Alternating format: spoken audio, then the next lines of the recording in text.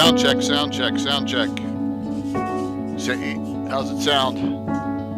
I am solo right now, waiting for Anna.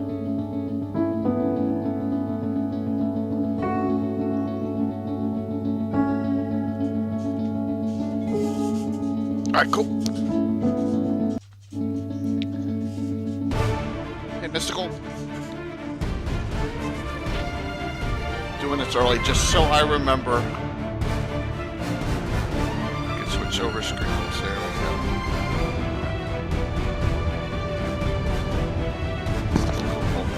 What's going on?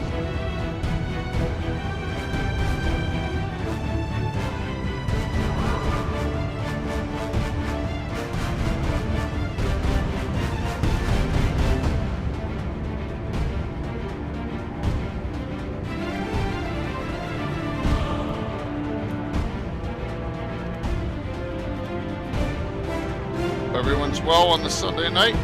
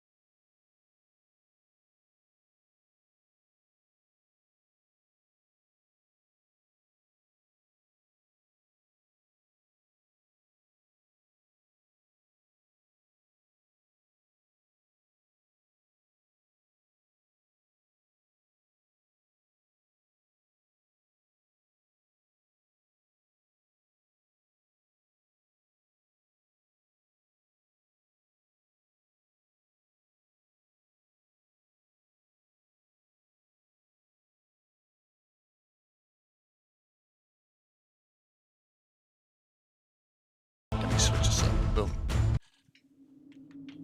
I'm pushing all my sponsors for more new ads, Crossing by the the way, void, everyone. I've been beyond pushing. the wall of worlds. That's good. And Yeah. along the arc of time.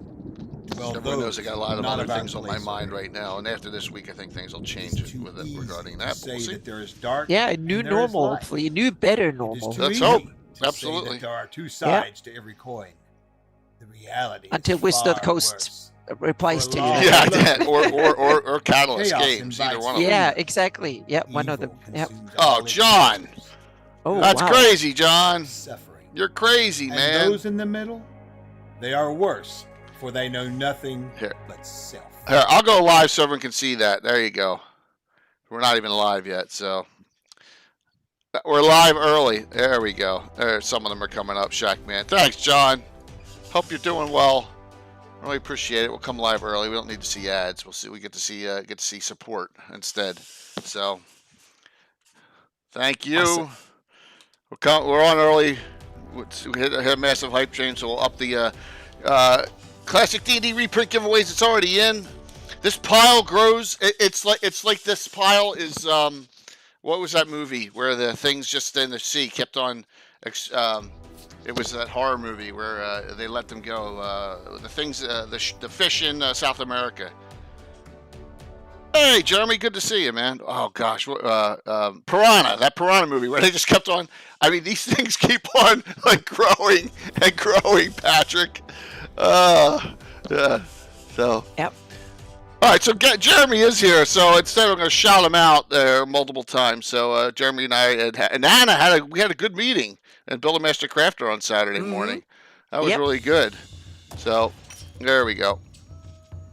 Hit up Jeremy, please, because you know what?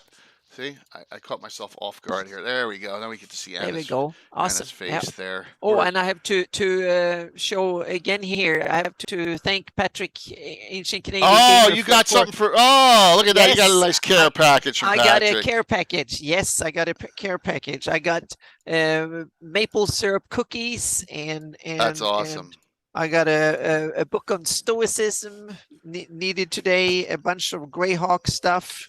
I got this is not a moose, it's a bison. Yep. That's awesome. And a bunch of dice and some other stuff. So thank you so much, Patrick. It got here a couple of days, Friday.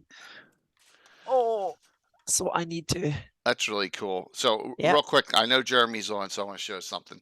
So he was talking about some of the new mats he got, and he got them from got Deep Cut in Lithuania. And so let me go to these. It really makes a difference. Holy jeez, man! When I saw these, I was like, wow. Oh, there's Luke. That's funny. That's the first one that popped up was Luke. So let me do this here. Yeah. He's really savvy about social media. Yeah. I mean, this looks awesome. Look at that. That looks so cool, man. That is an awesome looking ad. And it's that dark blue mat from Deep Cut, and then you said you got AI background artwork there, so that is really cool. Yeah, you didn't miss anything, Sapphire. We just got I came live early just because we had a nice John the Blue Box give us a whole bunch of gift subs along with Rob, Phantom resubbing, and the Tavorius Knight new name because he's streaming on his own now. So we're just messing around here a little bit. We came on, but we're gonna. Classic D&D reprint giveaways. I'll do 2 winners this time instead of one getting 2. We'll do 2 winners. All right. So for the time being, exclamation point drawing. It should be set. Yeah, isn't that is really cool. So just that's still available. We have one done, and just reach out. Jeremy, like I said, Jeremy's in chat if you're interested in getting it through My Mini Factory or however other. There's many ways to get that print. If you're a 3D printer person, that Kickstarter was about a year ago and it went very well. But now that it's got some new artwork, it's really cool looking. Hey, darling, what's going on? So tonight. I know we're early here. I'm shouting out as many people as I can. Dune, Rob's here, Darling's here, and I already got John. Blue Box will do that there. Okay. Underground and Underdark. Yeah. In your Greyhawk campaign. And Tim, if you're on, Tim, hop on if you want, if you can. If you can't, no biggie. That's why you're ever mysterious. So, man, like the Underdark was like early on when I was a kid, and these came out. Now I know there's G1, 2, 3. I put the compilation one up. All these, right? I should have brought the older ones here on that, but you got your D1, D2, D3. Now they compile D1 and 2 together, which is another one I have, and that's the one I use. Man, that was the wonderment of the difference of that. How foreign. Yeah, they do. They always spoke. Yeah, I agree, Dale. I agree. And that's why these are like not coming out of them. There's no reason to. They spoke to me when I was. There's D1, 2 up below me now, Descent. Um, it was different. It was so cool.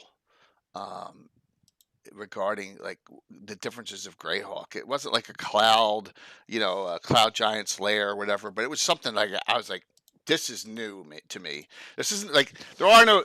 They may mention the dark elves and Lord of the Rings, but it's just like there's no Underdark, right? There was none of that. There was Moria, but it Well, they wasn't had the classical dungeons, the Morias, right. and they have when they go through the various what is basically a big fancy basement, and you have the dwarven Underdark, so and stuff. So they're definitely Underdark in Tolkien as well. So we know where a lot of this stuff got inspired. A lot of the inspiration came from Tolkien's Moria and stuff. So yeah. A lot of really cool things. That just were so different in these adventures. Now, D1 is a cavern crawl, right? We all know that. I mean, gosh, it's such a huge hack and slash, and it's got the lich just lying there on a shelf and all. But when you get deeper in, and then you get to, and that's where I want to talk a lot about. I want to talk about. Plus, I want to talk about some things some of the community members. I've invited some of them, and I guess it's just that time of the year. I just didn't get responses back. But you know, the Vault of the Drow and other there's a lot of customizations out there that is really deep. If you really want to do your Underdark and Greyhawk super deep beyond just running D3, I'm going to show you some stuff tonight. A lot of it is on Malden's site, but some of it is not actually his. I think there's a Dragon's Foot compilation works that they were doing as they were trying to take the map. And this is like this. We're trying to take this map that you have at start, right? And you have this. I don't want to bend this, right? But you have this map showing, the route and the vault up top and all. They tried to fill in the entire map, all the other locations, which is really an undertaking. Hey, good to see you, Brooding. And I thought that was really cool. And I just scanned through it, so we're going to learn a little together tonight on that, on all this stuff. And then Joe Blockett enhanced a real high Sinlu, which is really awesome. It's called it's D4, which is free for download, and I have that to show you all. So we got a lot of really cool things. Then I want to talk about other that are like Moria like things that are underground. Especially I want to go a little bit more in depth into Low Road than just talking about it on Visions of Greyhawk, the publication, because now it's out. Now I can really go have at it and go to town on it. And maybe some other things that we want to talk about. Night Below is definitely another one, which you see right below here. So we'll have some of those. So, Anne, have you ever done any campaigning or venturing in these realms? Yeah, I actually we had one big epic underground campaign where we were down Drow and stuff, and I think we went on for almost 2 years. This is back like 25, almost 30 years ago. It was the late 90s. We had we had a whole summer week when we played underground. We still thought that was kind of silly. We were up there was 24/7 sunlight. We were up in Sweden. The sun was up 24/7, and we were sitting in the basement, and all our friends and relatives thought we were complete idiots. We were sitting in a basement, but we said we play in the Underdarks. We had to sit in the basement. That was actually some of the longest sessions. We played a 26-hour session, but you can do that when you're in your 30s. So, oh my gosh! Yeah. So we just eating and drinking and bathroom breaks right there. We basically had a house that we lived in for a week, and we just played 18, 20 hours a day for a week. We took a vacation weekend and just played like crazy. And then some weekends and stuff the other part of the year. So that was a big epic underground campaign, so to speak. I think me and a couple of others, we were co-DMing it. We probably worked for 3-4 years to do that campaign. That was a lot of fun. That was my big. I don't think I've ever ventured really big into the underground, so to speak, and Underdark. There was Drow and demons and Darrow and all sorts of crap. And I can't really remember the plot now, but it was complete crazy. It was Underdark, so to speak. We just wanted to really do it for once, so to speak. So we were deep down and did mapping and stuff like that. So that was the big adventure, and that's almost 30 years. That was before I really did it in a super organized way. Right. And after that, I realized I need to start thinking about my campaign more in an organized way, not just like a bunch of adventures that are not connected or anything like that. So after that, I started to do my Greyhawk campaigning in a completely different way after that. It was not because the adventuring was bad. It was simply because we can't keep doing this every couple of years and just waste it. I need to organize it, keep notes, and so I can build upon what I did previously. Exactly. Never throw away anything. I still have the notes from it, but the problem was that it was not so organized, and we were several who did it and stuff. So it was kind of, there was no big picture, so to speak, and I lacked it. So that was my big foray down into the Underdark. Awesome. For me, you know, before the Odor of Eula campaign even began, we ran these ones because they were out. You know, we were just like a lot, and there's nothing wrong with this. There's a lot of people, this is what they want to do. They love running the modules. They love running the A series. They love running U series, the entire GDQ series. You know, this didn't even exist. What's the date on this? This is 86 when they compiled all them into the Queen of Spiders, right? Yep. And then they said that this is the greatest adventure of all time. And that Dungeon Magazine article, you know, they said this is number one. And I said to them, rhetorically, well, this is 7 adventures together. It's not 1, it's 7. You know, it's G1, G2, G3, D1, D2, D3, Q1. It's 7 adventures. Think you could go from the Vault of the Drow to the Deem Web to this walking and getting back to... Well, yeah. But, you know, there's been a lot of work done on incorporate, you know, actually just analyzing the Underdark in the game. And let me see if I can bring this up. And now I'm starting to put on my overthinking cap and put myself on the pedestal and do this. So now I'm starting to have a different approach. But we will get into a bunch of these points during these 2 hours, so to speak. So sure, absolutely. So this, if you haven't seen this map, it's on Malden's site. Greyhawk's Underdark. I mean, it's the best attempt to put together all the what information there is about the Underdark in Greyhawk. It's by far the best attempt. And he actually maps out the levels and everything, you know, and has subbed out you know, encounter areas, you know, and so if you go this, there's even beyond that, there's this cross reference. Which, you know, which is really cool when you take a look at this. And this is one of the key aspects that a lot of people don't realize, that a lot of the sort of Underdark in the mountains are still way high, so to speak. So you can have Underdark where you are thousands of feet under the ground, but you're still way above sea level. So you can have to go up into the dungeon in the mountains and go down, but you're still above the prevailing land, so to speak. And that's where you get into, meaning how realistic do you want your dungeons to be? And that's a chapter, I think, something we should talk about later, but I think just to mention it when you see it in this level, meaning how much reality, so to speak, do you want in your Underdark? And there are several aspects to that you should start thinking about what you want for your games. Yeah. So give me a second here, and I will bring up Malden's site here, and we'll go to that. I'll put it up on here, and then I haven't bookmarked right away. All right, Malden. It's melcott.com, and then, you know, and then you can go from there. You can find a lot.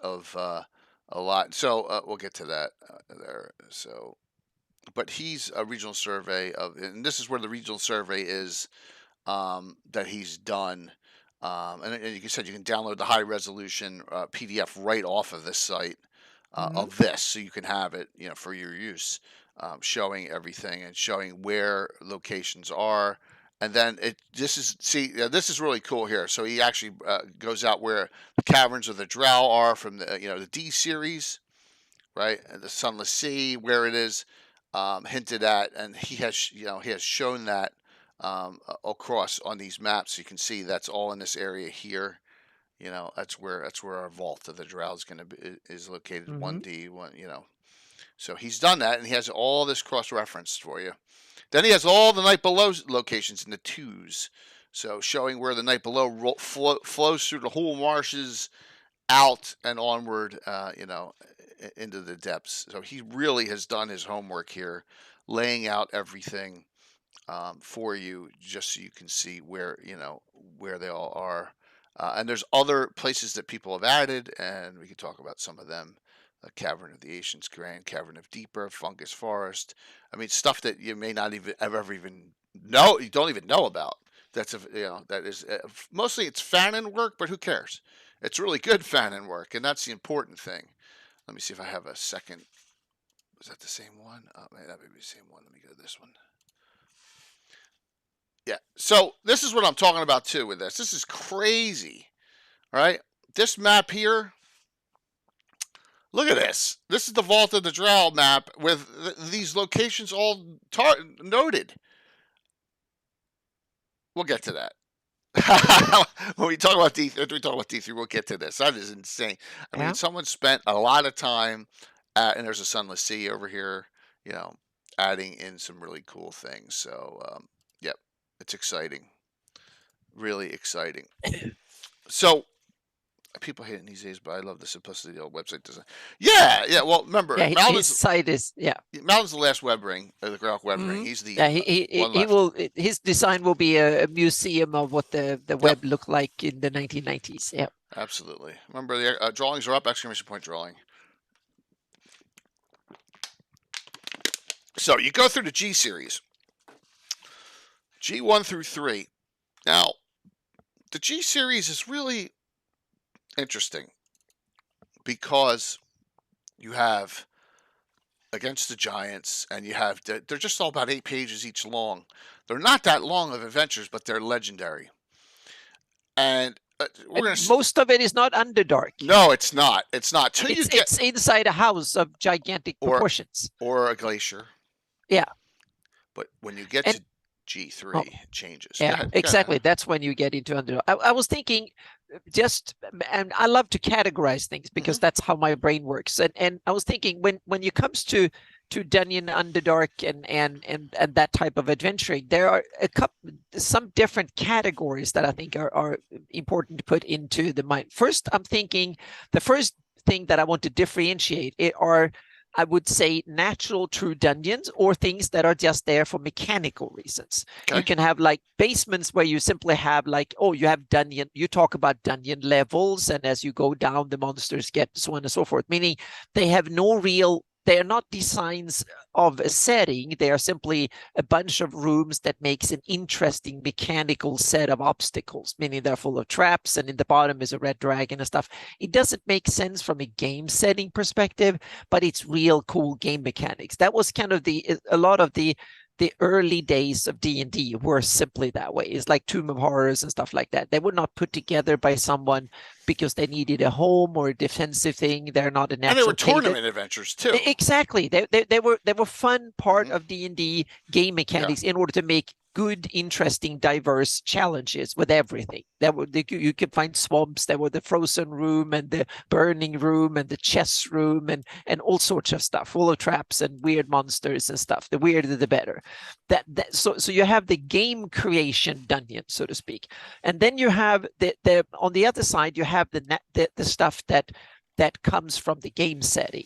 And there you have 3 different types. You have the natural caves, meaning things like in the real world, meaning you have lava tubes and you have the lime caves and things things that get created in a fantasy world just like in the real world. Meaning you have cave systems that have a natural reason to be there. And from enormous lava tubes and stuff like that. You can have all sorts of and in the fantasy world you can have even more meaning the planet can have different types of geology that can create enormous caverns and stuff like that. So you have the natural caves. And then you have a category that doesn't really exist, because in the real world, you have natural caves and then you have man-made caves, things that we blast through mining and stuff like that. Those are the only real caves that exist on Earth, so to speak. But in a fantasy world, you can imagine a third category, because there are way more critters than humans and dwarves and stuff that dig caves, meaning you have a lot of natural animals that can dig caves, right.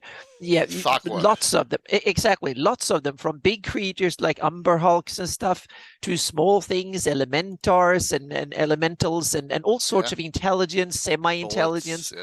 Exactly, meaning you have a whole menagerie of critters that can create, from giant ants and all sorts of stuff. Things that in the real world only happen on a microscopic scale. In a fantasy world, that can happen on a vast scale, from gigantic to microscopic. So there you have 3 different kinds of caves that you can have in a fantasy world, and they can all make sense, so to speak. And if you want to design interesting environments, and if you look at them, then from a world building perspective, you can look at all 4, so to speak. And the 4th one is not for me, but depending on your playstyle, that might be really interesting to you. So, and it's also part of D&D history. So from that perspective, it's still kind of cool to have I would say, Castle Greyhawk design. You have the weird levels and all that, so to speak. But the natural caves are definitely there. The ones that are made from umber hulks, aboleths, and all that stuff is also there. Drow and various other critters and so on. And then you have the ones that are chopped up for mining and stuff. So keep in mind, because that way you can do cool designs using all 3 types, so to speak, and a mixture of them. Meaning, dwarves go and look for natural caves, and then they expand them using their patented awesome mining and tunneling skills and stuff. Maybe Drow aren't that good at tunneling. They steal the dwellings from others. That might be that might be a possible. I mean, Drow, that might be lazy, and they like to enslave others to make the tunnels. They're not interested in doing themselves. They might just be, they're dwelling in natural caves, or they steal the caves from others. That might be an interesting thing for an Underdark campaign. So there's a lot of aspects so that you can use in your world building Underdark, so to speak, and underground. Yeah, and the thing I want, we'll get to that on D3. There is a societal structure within it, which is good, because a lot of people are like, oh, it's just an adventure. Well, actually, it's a little bit beyond that. So exactly, you get beyond that classic dungeons with levels, because these are worlds set and environments set in a setting that starts to make real sense from a setting perspective. Real sense for a fantasy setting. Oh, exactly. But we have to go with it, and it was an evolution, meaning it was not a one or. We're going from that hypothetical mechanical dungeon to bunch of rooms to something that is really an environment that makes sense. There is like a continuum there. So in G2 and G3 second level, it gets interesting. First off, hey John, good to see you, DM. Hello. John D. There's the Temple of the Eye here, and we've argued this a long time. Why? And my question I always thought was, this doesn't fit here. It's weird, but you all right there? You got allergies? All right. Anna's using the sniffing. Sometimes I get tickly throat just like you do. I hate that feeling. Yep. So I just need to spray a bit. Yeah, only bad things happen here for the most part. Going in here, there's nothing. If you look through here, there's very few good things that can happen to you in the Temple of the Eye, which is a temple of the Elder Elemental God. We're not going to go into the argument on if this is Tharizdun or who Clavder worships tonight. Yeah, that's for a different episode. Yeah, we beat the dead horse on that enough. But so this is the first visual of the Elder Elemental God showing up, and then you have a Clavdra and her 2 minions, and she's called the Epis here. So the strangely attractive female. This is her first ever appearance. 10th level. Here it says cleric fighter. So she 10-10. Like I said, she changes stats stuff over adventures multiple times. So once again, we won't go into that. And this is the first also appearance of tentacle rods and the tentacle wall. Really cool stuff. Those are cool. How the game evolve over editions and stuff. So yeah. Yeah, absolutely. Things change, and then the Drow, the Underdark comes out that Ed Greenwood does, and actually gives these some more detailed stats with colors and what they do a little bit more than here, which was good. But this is the start here. It's G3 second level, and then from the third level in at the bottom of the third level, you go into the Underdark here, and that's your connection. At the very bottom of Snur's Hall, you go and you hit the Underdark, and that leads to all sorts of fun things happening. So let me see if I can find the older map here. Let me go to let me do this. All right, and here's the original map with the code on it, just everything showing the route that you could take. I love, I never used these this much, but they did some preset encounters for you, just so you could, and some of these are there's a great fame, but these are all like, oh, here's a random encounter, you can use this, out there, because this adventure worked, only a lot of it was based on random encounters. Oh yeah, and you also have to realize this is pre-internet. There were no, meaning today you can just Google a dungeon map or come up with something cool. Back then you couldn't, so you had to provide a lot of these kind of sample basic maps for hex scrolls or in this case underground hex scrolls, basically. Yeah, absolutely, and with this is probably the most comprehensive and detailed wandering monster tables there are. For the Underdark period, and this is a spot where I've always said this to people. This is why I say D3, not Menzo Barons and box set, because that's Forgotten Realms. There's nothing wrong with it, but it's Forgotten Realms. This is your Greyhawk Hal Drow Act Bible. This is it, because in this you have all these encounter tables showing the Drow patrols, showing the merchant trains, what's going to be roaming through here, and treat it like a wilderness. It's like a wilderness underground. It's a bit like the stuff you read in Wilderness Survival Guide, but for Drow Underdark environment. 100%. Spiders are sacred to Loth. Absolutely. But this really goes into, and I want to note some things. This is not okay. This Ed's not here to defend himself. Ari Salvatore's not here to defend himself. The Drow and Greyhawk are not Drizzt. Okay, they're not running around with flaming scimitars and firebrands and frostbrand weapons in each hand. They don't all fight two-fisted, two-weapon. Most of them fight with weapon and buckler. Most of them, and like a hand crossbow or light crossbow or something like that. They do not. They're not these freaking La Machines out there. This is not the way it is. But again, that is probably also an evolution according to game mechanics, because back in first edition, this was preferable because this was good, made good sense with the rules. If you introduce third edition, damn, you take one scimitar or something cool in each hand and go for it, so to speak. So the game rules also change what the world looks like and vice versa, so to speak. If you want to give different a different world, you change the rules, or if you change the rules, then you change the world. So I think those work both ways. Yeah, La Machine. You like that? Yeah. All I'm saying, and you can say, well, there's other Drow cities, so be it. Your Drow may be different, but I'm telling you, this is the way. If you note, the Drow here like armor class. They don't like getting hit. All right, if you look here, you got Drow just right here. The female fighters, the third level. -2 armor class at third level is disgusting. And it's all Drow weapon items and weapons that are gonna, if you know about their emanations, they get their magic emanations from the Underdark itself, and when the sunlight hits them, they're destroyed. But look, +2 chainmail, +2 buckler, dexterity. And they are armed with dagger, short sword. I guess they can 2-weapon fight. This was another. Was it a disservice? I don't. We don't have to go into this argument. But one of the things that Arndt Arcana said in 1985, Drow have no offhand weapon penalties. Right? They can fight a weapon in each hand, and that kind of let the floodgates really opened after that. Yeah. Because everyone's fighting too. How many PCs were there for Drell? We had maybe 5 to 6 over. That was it.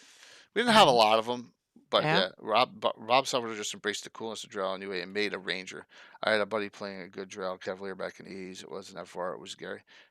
Yeah, it was. It was. And we have some of the coolest Drow in our campaign that are good aligned, and they go all the way back to the release of Underdark, or a little bit before that even. We had a couple Drow, like Walt's character, Devitt, Fighter, Cleric, Thief, triple class. Very cool character. Yes, we had gold Drow way before that too, Dale. So, yeah. But all I'm saying is, if you want to go to a place and you want to know about what you're going to encounter in the Underdark, D3 is a great place for Greyhawk because it shows the monsters that they're hanging out with, the trolls, troglodytes. They love undead too. Gas, because gas would still paralyze them by rule, but ghouls wouldn't. The merchant caravans are in here too. All showing just what you're going to look at the size of these. I mean, you're talking about a whole bunch of merchants, bugbears, slaves. It's okay to say slaves in this, everyone. This is a fantasy setting, slave thing. All right, just note. Well, it's slavey. Take slaves as evil, then I think it's okay. Absolutely.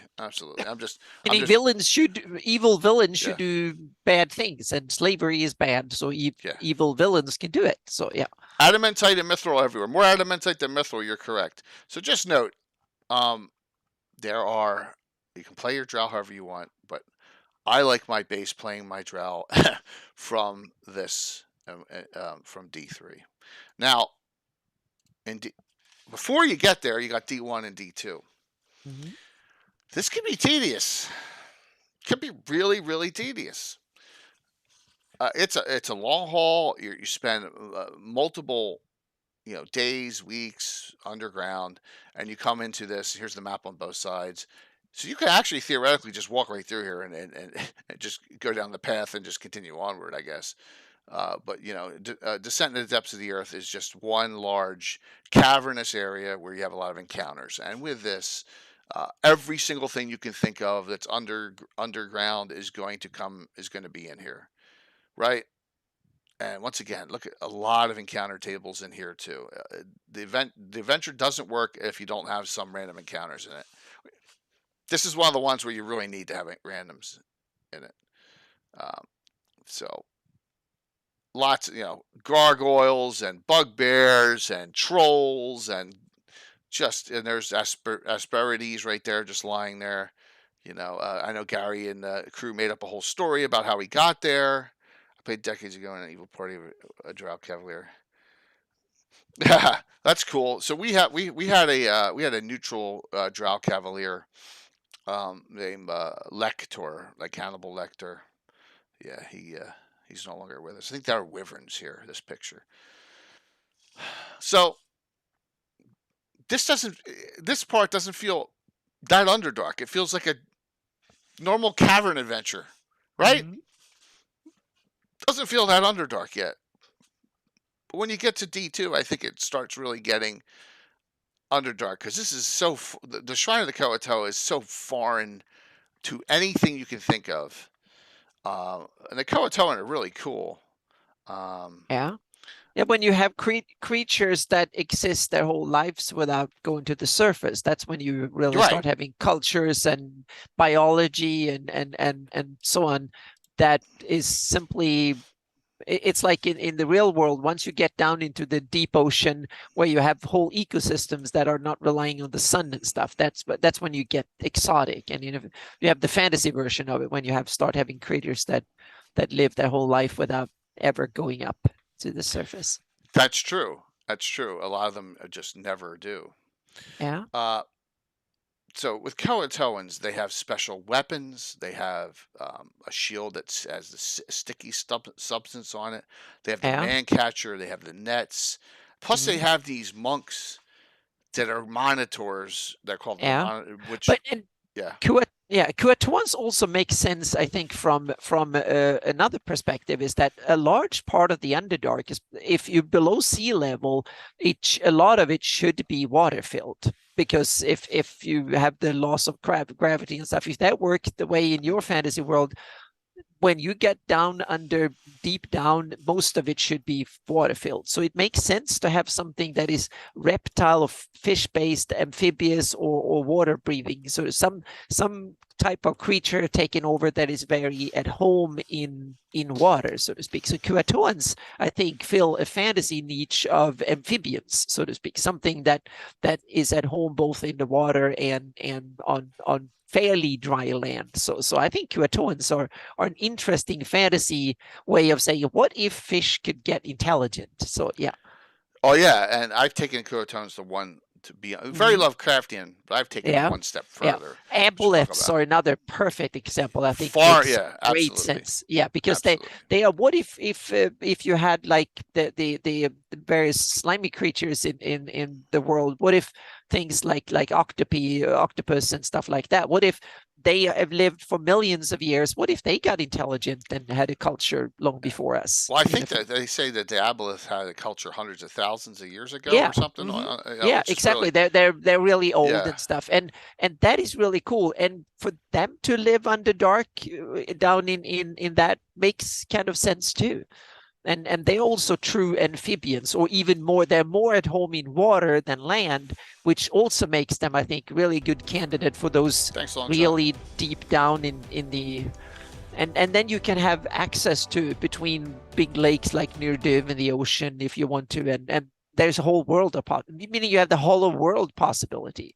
What if the biggest ocean is just a large part of the inner of the planet? Well, the crazy thing is, if you think about it, you're not very deep here at all, right? No, meaning the hollow world. That means that the ocean down there can be the plane of water. It can be 100 times or bigger than because we're talking thousands of miles deep. So you have all sorts of possibilities for. And if you see the planet as elemental, I do it that the inner planes, the elemental planes, are the planet itself. Oh, interesting. And that opens up a whole bunch of cool stuff, meaning you have the lava pits or the plane of fire, and you have the plane of water and part of air and earth and stuff. So then that opens up really cool possibilities that you can play with. I never thought of it that way. Interesting. That's why they're called the inner planes. They are literally in the planet are the elemental planes. Oh, that's how I've done it. Yep. That's interesting. Yeah, so you get enough water in one place, then that becomes the elemental plane of water. And once you have enough water and you can't see land in any other direction, then you are literally in the plane of water. And that opens up. So if you're like a waterbound creature, then you can escape out into the forever ocean, so to speak, and you get like interesting stuff. It's like the plane of shadow and stuff like that. So I wanted to that's part of my fantasy tectonics idea, so to speak. That's interesting. Yep. Because I always just by what was written assumed that there's astral and ethereal planes. Yeah. And I turned the inner planes to literally the planet. So the center, the core, the plane of fire is basically large part of the inner core of the planet is the elemental plane of fire. Air is the atmosphere. Go up in the air. You're out in that's the plane of air. Okay. Yep. Interesting. Yep. So, but that's just one. You can organize it there's many different ways you can organize it. You can have a hollow earth like they do in Mystara. There's a version of Mystara with hollow earth that Thor made maps, and there's an opening at the top of the planet, an opening at the bottom, and he even worked out how far the light goes in and all sorts of stuff. So a fantasy world opens up interesting possibilities for the Underdark and what is in there. You can do a lot of different stuff when you don't have to deal with real world's physics. You can tweak what you need, pressure and heat, exactly, and all that stuff. Meaning you can tweak these things. Meaning it's your world. You can change the basic physics and introduce magical ways of doing things and air godly ways filtration and all that other stuff. It's like, what the? Yeah, exactly. And air is just air. You don't have to have the different gases and stuff like that. So you can just you can tweak D&D physics to what you need them to be to support your game. Yeah. Dalt approves. That's fun, Rick. Good to see you. So there are good guys. The Surf Nebel and the Deep Gnomes are here, which is cool. Yeah. But the Croatoans are really neat because like they have this ability where certain clerics can get together and they can generate lightning bolts. They have assassins, cleric assassins, and the monitors, which are monks, but most of them are insane, which is really but it kind of makes sense from their perspective in a way. And I like it when you have aboleths, Croatoans that have intelligence and culture that function in a very non-human way. I really, really dig that. So Croatoans are, I think, they're much better made than a lot of other monsters, and they're really cool. I agree because they have their flaws, which but they have some advantages, and they don't get along with any of the other races really. And so the one disappointment I have in the D's, and maybe this is intentional, was like the Mind Flayers seem to be an afterthought, right? And Mind Flayers sometimes are shown in here through, but they seem to be a little bit of an afterthought. And once again, this D3, there's no purpose for it. D2, no, but it's you can just walk through it.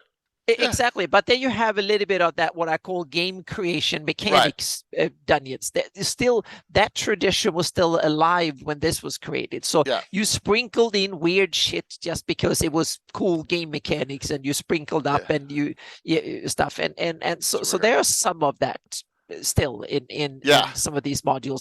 They make sense. A lot of it makes sense from a setting perspective. Some of it is just weird crap that is fun resistance and fun obstacles for the players, and this final result is a mixture of the two. And for some players and DMs, that is exactly what you want. You want a cool, diverse dungeon with all sorts of weird, interesting, fun stuff that challenge you behind every door and every corner. And others want to have like an interesting, rich environment that makes sense from its own perspective. And so there's different way of doing it. But the cool thing is a lot of these races, I think, especially like Croatoans and aboleths and others, they make sense from both. They're both interesting game mechanics, and they also make a lot of setting sense, so to speak, meaning that they seem to be creatures of their environments. Absolutely. So D2 is right here on this map, right? And you got D1 is here on this map. And this is the map going through. Here's the river, underground river, where you had the monitor station is. So when we were kids, one of our characters was turned to stone, and we were taking. There's a ferry here, and we were taking. They were crossing it, and the statue got knocked off, and and sunk into the river, and it took like 5 years of game time before we were able to go back. Yeah, but the good thing is you can survive. You have the chance of surviving in that sense, meaning you're well preserved. You turned into stone, so there are some benefits. It was funny. So I love Croatoan so much. I was like, and there's another monster I love that's not Greyhawk, that's not D&D, but it is in my world. We even have it so that we have custom miniatures made. So how am I going to get them implemented into what I do into Greyhawk? And I had to think about this. So this is around Altamira, and let me bring up the Altamira map. Yeah, we need to get into Beholders a little bit later here. Yeah, absolutely, darling. Hopefully we'll get into Beholders before you have to go. Yeah, absolutely. We need to get into them soon. But please continue. Beholders have a great place in my heart too. They're fantastic, and I just love making different variants of them because there are a lot of variant miniatures of Beholders. Thank you, darling. All right, so when am I coming? I'm sorry, my brain just shut off. Oh, you need to go down to Yeah, so, and I don't have them noted on the map, but there's a lot of up here. There's a lot of like along this ridge here, and Anna knows this because we have a lake running in this area now, right in here, and along this there's a lot of waterways. There's a lot of like rich, I call them retirement communities, and there's one called Crystal Lakes. I did this adventure a long time ago, and we've gone back there. This has also happened in Norwell too. Whoops. Now in Norwell, the Croatoan make an appearance in that Lord of the Scarlet Tide adventure, which has that. Oh gosh, I hit it by accident. My bad. You all remember that one, Lord of the Scarlet Tide? That was an adventure where they had that sickness. Oh my gosh, I'm sorry. I'm having mental issues here. So you have actual Croatoans appearing in that adventure in Narwhal too. So I have Croatoans around here, and I'm thinking, how are they going to get here? And my thought is, well, the low road, and this is the tie-in I'm going to make tonight, and we'll talk about this too. I know I'm all over the place right here with my thoughts, but the low road that was done, which is now out in Visions 2, and we'll get to talk to this. Here's Hearthguard Tower running down. Altamir's like right about here, right? Right about here. And Hearthguard Towers are one published in my game that they added. There's a connection somewhere here to an Underdark. Has to be, right, in the low road. The low road. Yeah, David, of course, man. Like I said, we're going to be talking about the low road because it's so awesome tonight. We got a little detail on what I've done with it. So I know I'm babbling. What have I done in this area, Anna? What monster have I brought in? And I have that. We talked about it a long time ago. I forgot. These things have been exactly the Murlocs. Yes, the Murlocs. That was it. Yes, because we talked about them in when we talked about some dungeon adventure back in the day or something. So yeah. So what do I have? I have it that the Croatoan are not surface dwelling creatures, right? So they kind of, the head kind of looks like a Croatoan, right? I'm thinking to myself, okay, yeah, I don't care, Troy. Half fishy amphibian kind of like. In the Altamira box set, they're called mutated fishmen. So I don't have to worry about it. Mm-hmm. So yes, so the Murlocs are a nuisance monster in my campaign because I love them from World of Warcraft. I love the noise they make.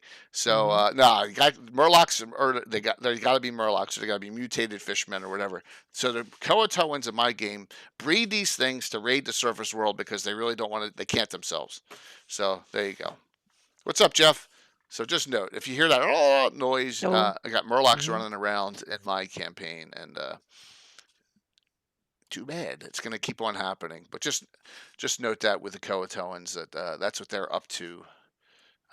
And this is an observation I think most people have done, but I think it's worth mentioning it, is that most of the critters that live underground are evil, and most cultures are evil, so to speak, way more than above ground, and they seem to be much more insular. There are Svirfneblins like deep gnomes and a few others, but those are the almost rare exceptions, so to speak. Most of the cultures are having very evil principles, and they seem to be very insular. They hate everybody else, and in some ways I think there are good reasons to. And I thought about, this is just, at first I thought this is just a crude way of making the environment more interesting for gamers to send their characters, so to speak. But I also think there are a little bit of reason why. First of all, if you live underground, it's much easier to isolate yourself. If you live in a forest or out in the plains, whatever, a lot of people can come and go. You need to learn to live with your neighbors, because you can run all over the place. Everybody can run over the place. Creators fly, they walk, they swim everywhere and stuff. So everyone who is a surface dweller sooner or later needs to figure out how to live with each other without trying to kill each other all the time. But Underdark, down in the underground, you can have small tunnels, and you can seal them off, and then you can live happily in your own little world, and you can work in all three directions, so to speak. So there is more space for the few creatures that are there, and you can create your own space, and you don't necessarily need to share it. You can to have an insular mindset is actually more beneficial, I think, underground than it would be when you live on the surface. I think the bigger they are, the more evil they are. They're Sam Curtis on spiders, absolutely. Well, yeah, but that's D&D game mechanics, physics, so to speak. You need bigger, better monsters because they're more fun. So the bigger ones tend to be more evil than the small ones. So let's note this. The lore goes that Caron Larethian and this has got to be lore that was done by Jim Ward and Gary. Yeah, it's old. Defeated Loth and the Drow and forced them out. It was good elves versus evil elves back in the ancient days, and drew them underground. So that's how that happened. So it was a good from evil fight. Now I know, and once again, I'm not here to I don't care what other what they're doing in Hasbro's these days and saying, oh, not all Drow are evil. That was never the case. In fact, there's a Drow in here. They say that in D3, there's a captive Drow in the end in the Fane of Loth. But there's even a non-evil Drow deity. Not at this point. Oh, okay. Not at this point. D1, 2, or 3. There are, in fact, there are no deities beyond the Elder Elemental God and Loth at this point. Okay, but they come. Like Illustrae, though, is a Forgotten Realms deity for the most part, but we've used her. So. Oh yeah, definitely used her. There is no Greyhawk lore. I don't know about that. I mean, isn't it state that it states that they were driven into the there's only a mention. All right, well, it's still a mention. Okay. Oh yeah, the mention of the conflict, but that's old myths. Meaning you interpret them the way you want. Yep. Yeah, that's true. Well, maybe that is an assumption on my part that it would be that because I could have sworn that Loth and Corellin were mortal enemies. Isn't that true? Yeah, I've used Illustrae. We've used her. We have her in our her campaign. So, all right. So there is somewhere in this thing there is a Drow with good tendencies that they have captive in this. So this is D3. So there's not all evil Drow in this, right? Yeah, Loth was the way I want to and I haven't set my foot yet, so to speak. I haven't decided exactly how I want that to have happened, but my working hypothesis, so to speak, let's frame it that way, that I'm working with right now is simply that there were some elves back in the day that got drawn in by Lolth and so they served Lolth and became a loyal demon cult of Lolth, and she turned them into Drow. And into her kind of preferred environment, so to speak. And I think in order to survive, it was probably a good thing to hide down in the caves, because some spiders really like caves. And it's also an environment that is harder to meaning that they're, if you want to survive longer, caves might be an option to hide from the world in, so to speak, especially if you worship some spider demon who wants you to hide from the world. So that's my working hypothesis, that some of the early Drows were worshiping a demon lord, Lolth, and she turned them into to her worshippers. She literally turned them into the Drow. I'm not sure that will be the final thing that I will go with, but at least for now, that's my working hypothesis, so to speak. And then have the fight between Corellin and those elves and the trying to exterminate the Drow, the Lolth cult, so to speak, of stuff. And yeah, so that's my working hypothesis. Yeah. So through this, there's a lot of demons. There's the daemons, the first appearance of mesodemons and nycadaemons, and the succubus vampire encounter in here is awesome. There's some really cool things. A lot of cool monsters. A lot of cool things. But then when you get into the vault itself, all right, well that's there you go. Cool. That works.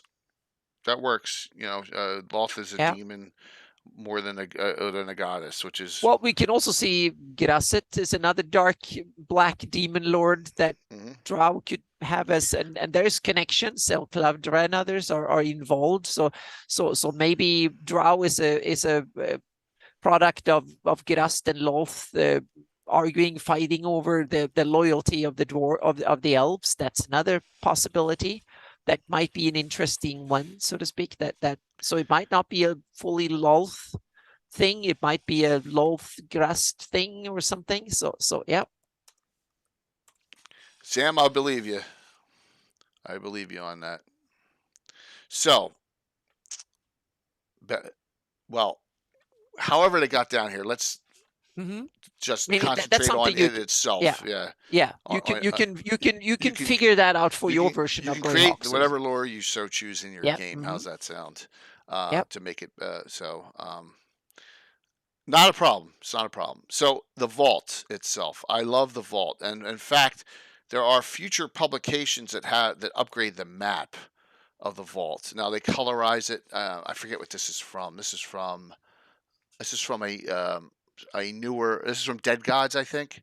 It 1997 looks TSR like the Dead Gods. I think it's Planescape layout and yeah. So fonts and stuff. Yeah. this is a much nicer map, but for our sake, we're going to go to the older map just because it is iconic in here on the vault. So I forgot what their first generation looked like. yeah. Where's the map in here? Is it in the front? Here it is. It's in two pieces. You got the fungi forest here spread out. So yeah, we may want to keep it. Let me keep that map up. That way it's not in two pieces. For reference, I'll keep this up. All right, because it shows most of the same stuff. Okay. So, what a campaign setting this is in itself for Dark Elves. You have, and this is where societal. There's a lot going on. There are 8 great houses, all noted in the estate area, which is behind the city, so and the river here. So you're not gonna like just run out here and attack them all. But 2 of them are as it starts, including Ilservs, which is a Klavjas, are allied toward and worship now the elder elemental god, and the other 5 of the others are still Loth, and one's kind of neutral. So you can play that up. Then you have the entire city of Arel High Sinlu, and we'll show what Joe Block has done with this. He's expanded on this.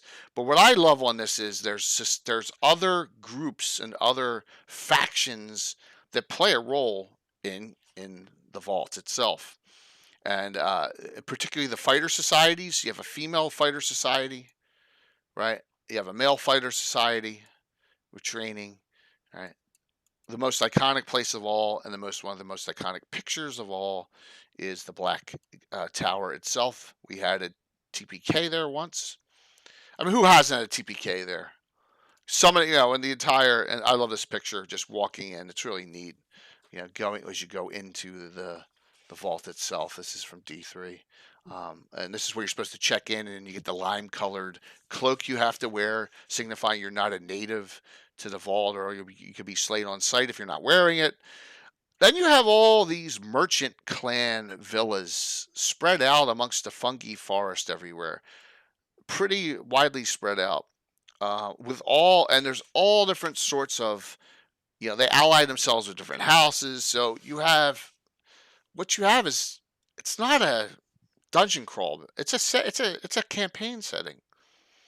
There's a lot going on. Yeah. Now it's time for me to be the biggest killjoy of this. Yeah, because first of all, I like the concept. The idea around a lot of this is awesome. What I don't like is how they executed on not so much the map design. That I don't. Yeah, I'm not good at dungeon maps, so I can't. But the weird thing, if you want to build a defensible position underground, you don't build a city with buildings and a wall around it. You dig holes inside. You don't, meaning this doesn't make sense. Exactly, they're thinking wrong. You wouldn't build. Why do you need buildings underground? That's ridiculous. What you do is that you use the big common area to grow fungi and to meet and congregate and stuff like that, and for transport, and then you dig yourself into the walls, and then if you want to defend yourself, you live inside a smaller hole and you plug the entrance, so to speak. You don't live out in the open and put a wall around it that for defensive purposes. That seems to be, again, like going across the river for water. It's to me, that doesn't seem to make sense. It only makes sense for surface dwellers who want to recreate their culture from the surface underground. And that might be the case for Drow, but I doubt it. I think the Drow are adept enough at living underground that they will make effective defensible constructions using the underground environment. And you will also live in 3 dimensions rather than spreading out. And for defensive purposes, can make a lot of sense to live on top and at bottom too. So I agree, but I think this is me. Yeah. I think their thought was, first of all, maybe they weren't thinking. Two, but I think the thought was, well, we think we're the most powerful of all, but we really need to deal with humans still for this day on. So they made a place where humans could come down here for whatever purpose. That's just my thought on it. Oh yeah, but humans could come down and anyway, because the drow humans are roughly the same size. So the holes will still fit. If they fit a drow, they will fit a human. What I'm saying is that you wouldn't build houses. That's doing a lot of extra work that is completely unnecessary, meaning you have no weather, no rain, the temperature difference are minuscule, and if there are temperature difference, like it's too warm or too cold, then to build a house seems necessary. You dig a hole in the wall and plug it, and that will give you much less work and much more protection for the same amount of work. Yeah. So, but I don't think that Menzo Berensson gets far off from this too. I think it's very similar. Menzo Berensson is better, but it still has the city, the overland stuff, meaning a city put in a cave. Right. And rather than an underground dwelling or settlement that is built for underground. Yeah. Okay. So, Scottish Jeff, here's your answer. Between 8,000 and 9,000 drow live in the city. Double that the number of half-caste servants and slaves. Yeah. To this permanent population can be added 1,000 or so creatures visiting for purposes known only to themselves. So, and it really, you get a really in-depth feeling of how depraved this place is. And even, the back streets and alleyways too boast brothels, poison shop bars, and torture powers. Unspeakable things transpire where the evil and jaded creatures seek pleasure, pain, excitement, or arcane knowledge. All visitors are warned they enter the back streets of the city at their own peril. Now, let's expand on this. Yeah. And Sam, I think it is, because in order to get the building material for building a building underground, you need to dig a hole in the first place. And then why don't just live in the hole and then plug it, so to speak? So especially if you use spells that dig out, they're like you can use spells to dig out the stone or something. So I assume that, and it's probably easier to more protected. But on the other hand, there are cases that you don't want things to dig straight into you, so you want to have visibility. So there are cases where you might want to live like in a pillar in the middle of the room because you can see things further. So there are sensory deprivation. If you live in a hole in a mountain, that means if you can't sense things through the stone, that means that anything can come, an Umber Hulk can come out and grab you through the wall, so to speak. So there are reasons to build out in the open too, but those are more kind of, if you have senses that you can sense things through the stone, then to have a 500 feet of granite walls or something might be a better defense than anything you can build. Thanks, Herman. Yeah. So I know, once again, But that's me overthinking things. Yeah, I don't. Yeah, keep that in mind. Keep that is overthinking things. Yeah. Mm-hmm. So if you want to expand on Neural High Sinlu, which is, by the way, a bunch of Gary Gygax's part of his children's names, El High Sin Luke, all there, pretty neat. Download this off of Joe Block's site, D4 City of Spiders. So this is going to expand on El High Sinlu and give you some more locations that are actually developed. So he's worked on upping a lot of encounters. He's done a lot of thinking of this. Mm-hmm. There's Sage, the fence. He's detailed people. Priest of he put Grazits in here, so he's done a really good job of expanding on the machinations going on in this city. And this is a free download, so you can get this and you can really do whatever you want with it, which is awesome. And it talks about the estates here too. So I really love the work that Joe did on this. So if we ever go back down there, we'll be utilizing this publication. Yeah, Extort. Yes, really big caverns can have weather, especially if they're connected to the surface. If they're not connected to the surface, well, they can have volcanic made weather, and nasty gases and stuff. So yeah, they can technically have weather, and not only technically, they can have weather. So yeah. Now, I love this also, this priest servant of the eye they made with Yeah, looks like an it's a lot of octopus. interesting. Yeah. And like the driders and stuff, or spider, the ones that fail the law test that become driders and stuff. That's really cool. Yep. So this is what Joe's done. Please check it out. He did a really nice job with it. He actually did an estate. I mean, it's a very basic drawing, but it suffices. You could expand on it. You get the you get the gist of the estates, because they're not mapped out at all in the original adventure. So, all right. So from D3, which I love the goings on here. I thought maybe it's just because of my age and this is the thing, but I loved that they took the time to detail out all the different noble houses. They talk about all of the merchant clans, and you get the feeling that you have and hear all the different warehouse clan locations and all their symbols. You get the feeling that there's not all is well in Drowland, and that's what I like about it. It's not like it's the Drow against everyone else. It's not. It's the Drow against themselves. Well, they're chaotic evil a lot of times, so they're going crazy. Yeah. Yeah, absolutely. In a lot of ways. Yeah. Well, you work with so whatever the size again. Yeah, and that's a lot. I mean, how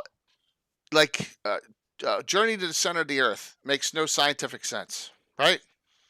The Core and all these other movies, right? So no, exactly. In the real world, pressure will hit you. Yeah. So, yeah. It's the same thing. But from this, you can go into the end of this adventure and go into the Fane of Love. And there's the Nicodemon thing. I love this picture. It was one of my favorites as a kid. That thing is so nasty. It's just like that poor wizard's had it. So, yeah. Nicodemons were really, really nasty. They were on the level of Balrogs, Baelors for the most part. So a great adventure, a great setting. But from here, you go into the Fane, into the Egg of Loth, and then you can get teleported into this. And we're not going to take much time on this, but I want to just talk about, and it's on my wall of fame, and everyone says it's not a great adventure. Well, I agree. The ending is terrible, right? The ending is terrible. And this takes place on the Abyss, right? So it's not the Underdark. But note that, and this gives you a headache just looking at it, because it's one of those interdimensional things where, but the most genius of this, I've talked about this a couple times, is the last web level 4 and the portals to the alternate worlds. I was like, what a genius idea. Sayer CD, we've gone here multiple times in our campaign over the years, because the elves are evil here, which is kind of cool. So it's in reverse. The surface elves are bad. Neat. I thought that was always an awesome thing. You got frozen lands. You got an ocean. You got Kevin Costner running around here. This one's Waterworld. So you may run across him in that one. Just kidding. The Labyrinth is a really neat one too. Where just people are hunting each other in there. This is Maldev. This is the Dwarven Kingdom, the last Dwarven Kingdom one. Lost Prison, a great creature of Bone Colossus. I use that sometimes. There's also another one that's like a night world where there's vampires running around. It's really cool. They're just honest about it. That's funny. Is it from 3 Hearts and 3 Lions? Okay, so they ripped it off from something. Hey, you're not stealing it. You're not trying, right? Yeah. So that's funny. I did not know that. Sayer CD, yeah. All elves are evil. That's funny. So I just loved that one for what it gave us. Now let's go back to Malden's map here. How many people out there have run this? How many people have run Night Below in its entirety? No, I haven't. I've looked at it, but yeah, there's some interesting stuff in there. But it's This is one of the newest things I got. I got this probably about 2 years ago, with all the books in here. Mm-hmm. This is You've run it? Cool. So it's mostly about the aboleth, right? Aboleths and illithids and that realm. There's very few dark elves in it, which is kind of cool. That's a little different um, direction with it. But this is another Sergeant masterpiece, correct? It's Carl Sargent. Man, he was Yeah. he was a workaholic. Um, so you have this whole area here that is the Night Below, and there's prelude adventures you can find for Night Below as well. It's huge and exhausting. From what I've seen in posts, the average time to run this is between 18 months and 2 years of playing on a regular basis. Though I would have been better having the Mind Flayers as the big bad. Okay, all right. Thanks, Mike. Good to see you. Interesting thought there. You'd rather have the Mind Flayers over the Aboleths, which can be done. You can make I that like change. the aboleths in a lot of ways better than Mind Flayers, but both are interesting. And Okay. I think Mind Flayers need to be grounded a bit more in the settings. I haven't used them that much. I haven't used them since I started thinking more systematically on my games. But aboleths, I think, are really, really cool in that sense. But there's a, and now we're getting into a little bit of the territory of aberrations and stuff. And I want to put a couple of pennies in for the third edition era, because third edition era had some really cool stuff in this. But first, before we get into that's acknowledge first edition Dungeoneer's Survival Guide, which I think was super cool because it brought dungeon gaming into a new era, so to speak. Started treating it seriously and had a bunch of hazards and you can develop things and stuff. So the Wilderness book and the Dungeoneer's Survival Guide, I think, are two of the best things ever made for D&D. That they've been remade in many different ways, but these were the originals. They're still good, but a lot of the after ones, the ones that came after, are superior to this one in a lot of sense. But they were the one that set the standard that others have to beat, so to speak. So when these came out, I was superb. I was really, really pleased. That was this way I wanted to see the setting. There are a couple of really cool ones for third edition. One, the Lords of Madness. This one is really cool. Here you have your beholders, your all sorts of weird stuff, so to speak, that you often found in the Underdark in the early days in third edition, with deeper rules and a lot of cool examples, great art and stuff. So it's 212 pages of a lot of cool. So if you want your stuff, there's more magic, there's more it's a mixture of lore and mechanics all through the book, so to speak, like a lot of third edition books. But I there's a lot of cool stuff from this, so I cherry pick stuff from this book. And there's another one, and this is basically the Dungeoneer Survival Guide for third edition. It's called Dungeonscape. This one, I think, has a lot of cool stuff in it, and again, a lot of cool art and a bunch of stuff from traps to hazards and a lot of game mechanics, but also monsters and various things and how to put together dungeons from and this one is one of the few third edition books that really acknowledge the early days of D&D, because you have a lot of that gamified dungeon types get a lot of love, too much love in my opinion, but it's still there, so to speak, but in third edition rules. So if you play third edition, Pathfinder, and even fifth edition, you can take cool examples and stuff from this one. And then there's a bad apple in fourth edition, had some hit and misses, and I'm going to do the miss first. The Dungeon Survival Guide. It's a super thin crap with some I say crap. Fourth edition? Fourth edition. And there's some awesome art and a lot of fantastic it's basically two pages like the Demon Web Pits, that it's just an intro to a lot of classical stuff that is in the dungeons, like the Dungeon of the Slave Lords and so on, but they don't show any of it. They just have one piece of art and a couple of little samples. So it's just it's more like you shouldn't pay money for this. It's crap. But it was one of these early corporate money grabs kind of thing. So I was disappointed. But fourth edition also have cool stuff. and they basically have the Dunyonscape from 3rd edition came back as the Underdark in the 4th edition. And this has a lot of cool stuff. Again, it's a lot of mechanics and counters and stuff, but there are some cool, if you want to have another look at Kuatoans and various other stuff and deep waters and the Feydark and stuff. So there's a lot of little cool things to pick from this book. So this one I highly recommend. So they are really cool. And now we're getting into what we should mention. If you're a Greyhawker, you should either hate them or steal from them.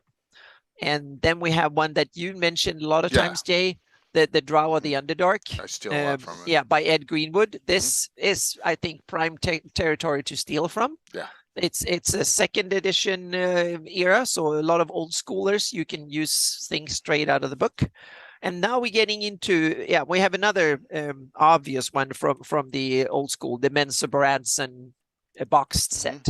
We have to mention it, so to speak. This is I didn't bring them upstairs because I didn't want to go. Yeah. This is the Forgotten Realms version of Drow. So if you want to steal, these two are the ones to get, so to speak. But there are more stuff you can steal from. And one obvious you can steal from is 3rd edition Forgotten Realms. This one is interesting too. If you're into 3rd edition, this is Dunyonscape, but with a setting profile. And in my opinion, these books are underrated. These books have a lot of cool stuff in them.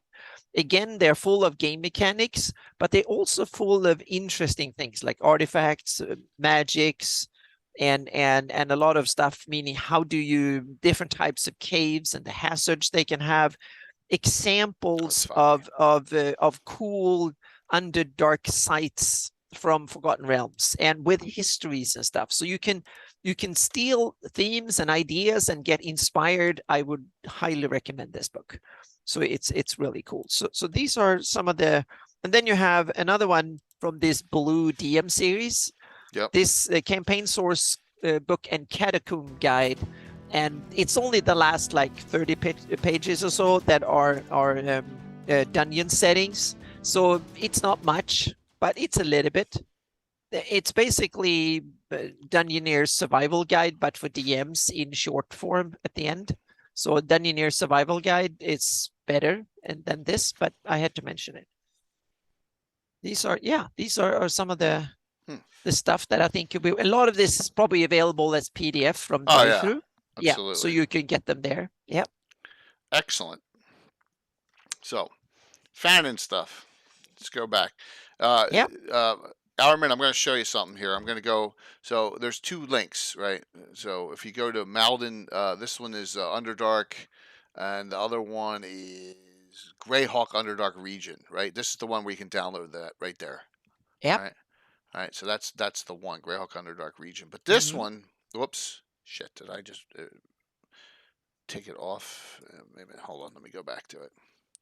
I'm hitting a lot of wrong buttons just wandering here. All right, so this is the D3 map. You're welcome. Yes. With all the locations that are on the map documented. Well, for the most part. So if we read this from Malden, and I wish I could have gotten him on, but he just wasn't available. He talks about the Dragon's Foot Collaborative Project. Is anyone out there part of this? Mapping the depths of the Earth. So it started in May 2005, kicked off by Gnarly Bones. I've heard about it, but I'm not part of it. Yeah. And so, and look, they have these noted, and here are the locations of what they are. Out there. So if you get B9 trading post of the dead, dying, damned, and doomed dwarves. So let's see if it works. Yep, look at that. It links to it. It's in blue. Look, that is cool. A whole encounter area, look, done in that old D3 form. It looks as authentic as an original one. Wow. All right. So the Duragar Redoubt. There you go. Links. Yeah. Oh, yeah. Absolutely. It's all over on this map. Let's check this. Moaning Chasm. This Soul Catcher. Yep. They all work still. They all work. So this is the coolest thing that I did not know about when I Yeah. did the research for this. That I wish I was like, wow, Hmm. this is pretty You can make a impressive. whole campaign out of this. Yeah, this is really, really impressive. And notice that a lot of them are just noted that the names are, and they don't have maps to them. Chasm of Yeah. Deadly Breath. That's done. Yeah. They got so my gosh, you could adventure down here forever. Look, oh, this one's an ad. This one looks like it was an ad. Red, Yeah. really cool. So utilize this, and Malden did this one, the ancient city of Kor, which he discussed. So this is his. Hmm. This is his, and it talks about it right here, what happened, what's in there still to this day. So, yep. And maybe next time we get him on a picture drawing about the entrance Yeah. and it beyond, we can get him involved and have him talk about this a little bit. So there you go. A lot, and it talks about Githzerai in here too. So really some neat stuff to Hmm. really add on to your Underdark that is not just Drow, Yeah. you know? So it's really excited to see all this. Yeah, yeah, it's him and Dragon's Foot. It was all the Dragon's Foot people. That's their site's Hmm. still up. Yeah. So it lists who the authors are in each location here. See right here. They got some of these are Gary Gygax that were never done. Mine, the Caverns and Warrens. Well, Oh, you that's mean the that dude. just Yeah, mentioned and yeah. yeah. Oh, these are encounter areas for D1, 2, and 3. That's what they are. Okay. That's what they are. Gotcha. Yeah. Yeah. But see all the other names here? I'm at Whose Papers and Paychecks. Don't know, but got a location. So there's people in Awesome. here that we don't know that are outside of our community that put a Yeah. lot of work into this. So, all right, very cool. The Underdark is as diverse and complex as the surface. Yes, Gary, good to see you. Really a wonderful, Yeah. wonderful undertaking by. Now, David Leonard, you still on? David had said something that I want to expand on here, and let's talk about the Low Road, which is great. You can call it Greyhawk's Moria if you want, or just a really neat place that was expanded on by David Leonard and Rich Longitalis. So the Wind and Long Road. Oh, Papers and Paychecks is the guy that does Ostrich, so he must know Alan Grohe pretty well. All right, cool, Mike. Thank you for that. So let me find the lake. Where is the underground lake there, David, on this? You said that there's a lake, and that would be your connection to the low road. In this, what page is it? So if you don't know about this, go get a copy of. Well,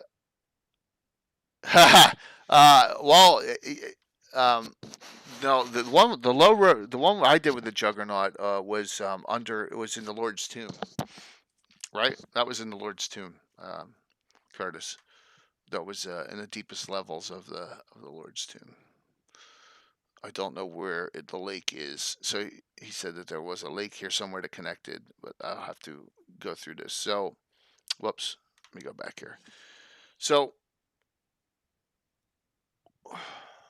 when someone writes something, yeah, oh yeah, because it's hard to keep stuff together. This came out finally, and I had been using it for 2 years, and I loved a couple of things about the Low Road in my campaign. Number one, it was an opportunity to expand upon the Hateful Wars because it just made sense for what's going on. And Selene and Altamira is right here, and there's probably stuff hidden all throughout this that are long lost to time. Just like going through Moria and finding things. Right, it would be the same thing. Like, oh my God, the ring was hidden down there. Same difference. Two, there's got to be connections to the Underdark. There has to be, right? It just makes total sense that there's got it. And so occasionally you're going to get a drow up here. You're going to get demons. You're going to get Croatoans, whatever, wandering about this place, searching for treasures themselves because they don't have to go into the surface world. Three, it was great story. There's not a lot of dwarven stories that are in Greyhawk. There needed to be more, and this was great that this added something And also, it's a different type of. It's underground. The whole thing. It's not a lot of surface adventuring here. You can really have fun with underground surface adventuring without having to go to the Underdark, if that makes sense. Oh my! I said turtle. How many times did I say freaking turtle? Oh my God! You guys are busting my. You know what? I got to get rid of that emote. Whoops! Now I hit a wrong button. We're good. We're good. I'm just busting. I have it there to bust. What was the adventure from 2018, 2019 with the Juggernauts? It was a delve into the Lord's tomb, Tom.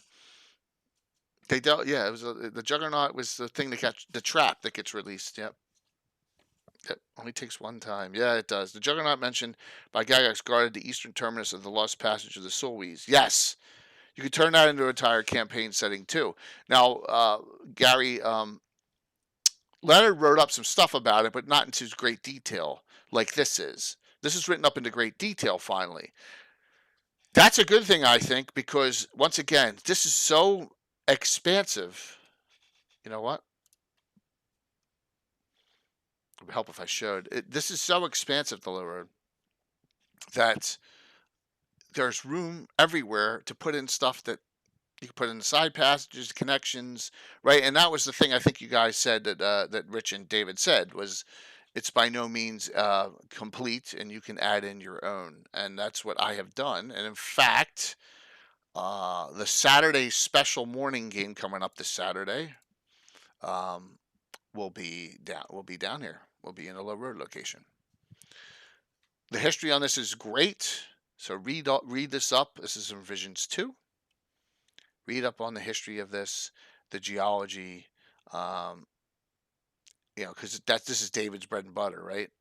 Mining, right? It was David's world, and some really nice, really cool background stories of it, and talking about all the, and what I like about this, and Anna and I talked about this with Jeremy from Gamescape 3D, this opens up into big grand caverns, just like in the Underdark, where you have trading locations, or you have some kind of dwarven settlement, or a way station or something, or a toll area, and that makes it easy for encounters. That makes it easy to set something up, and then you can have side passages off of it that you don't need to have mapped. So I love this, and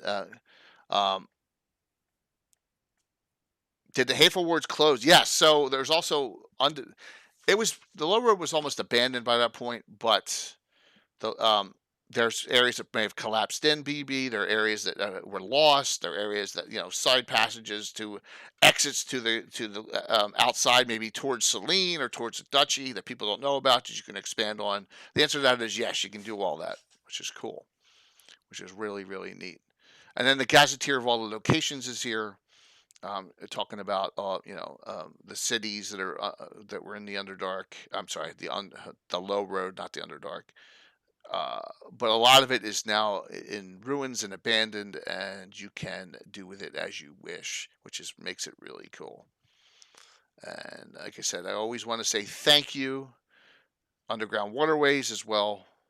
I always want to say thank you to them for adding in my location, Hearthguard Tower. So and then Anna's Druid named it Druid's Defile. This is all talking. Altamir is mentioned here. Carwood's mentioned here, which is great. So it just fits right into the campaign. I'm not sure where the Druid's Defile comes from, but I think it's Living Greyhawk. It probably is, Anna, but you added it to the map. I added it to the map, so that's probably why I got into this story. Right. Yeah. Yeah.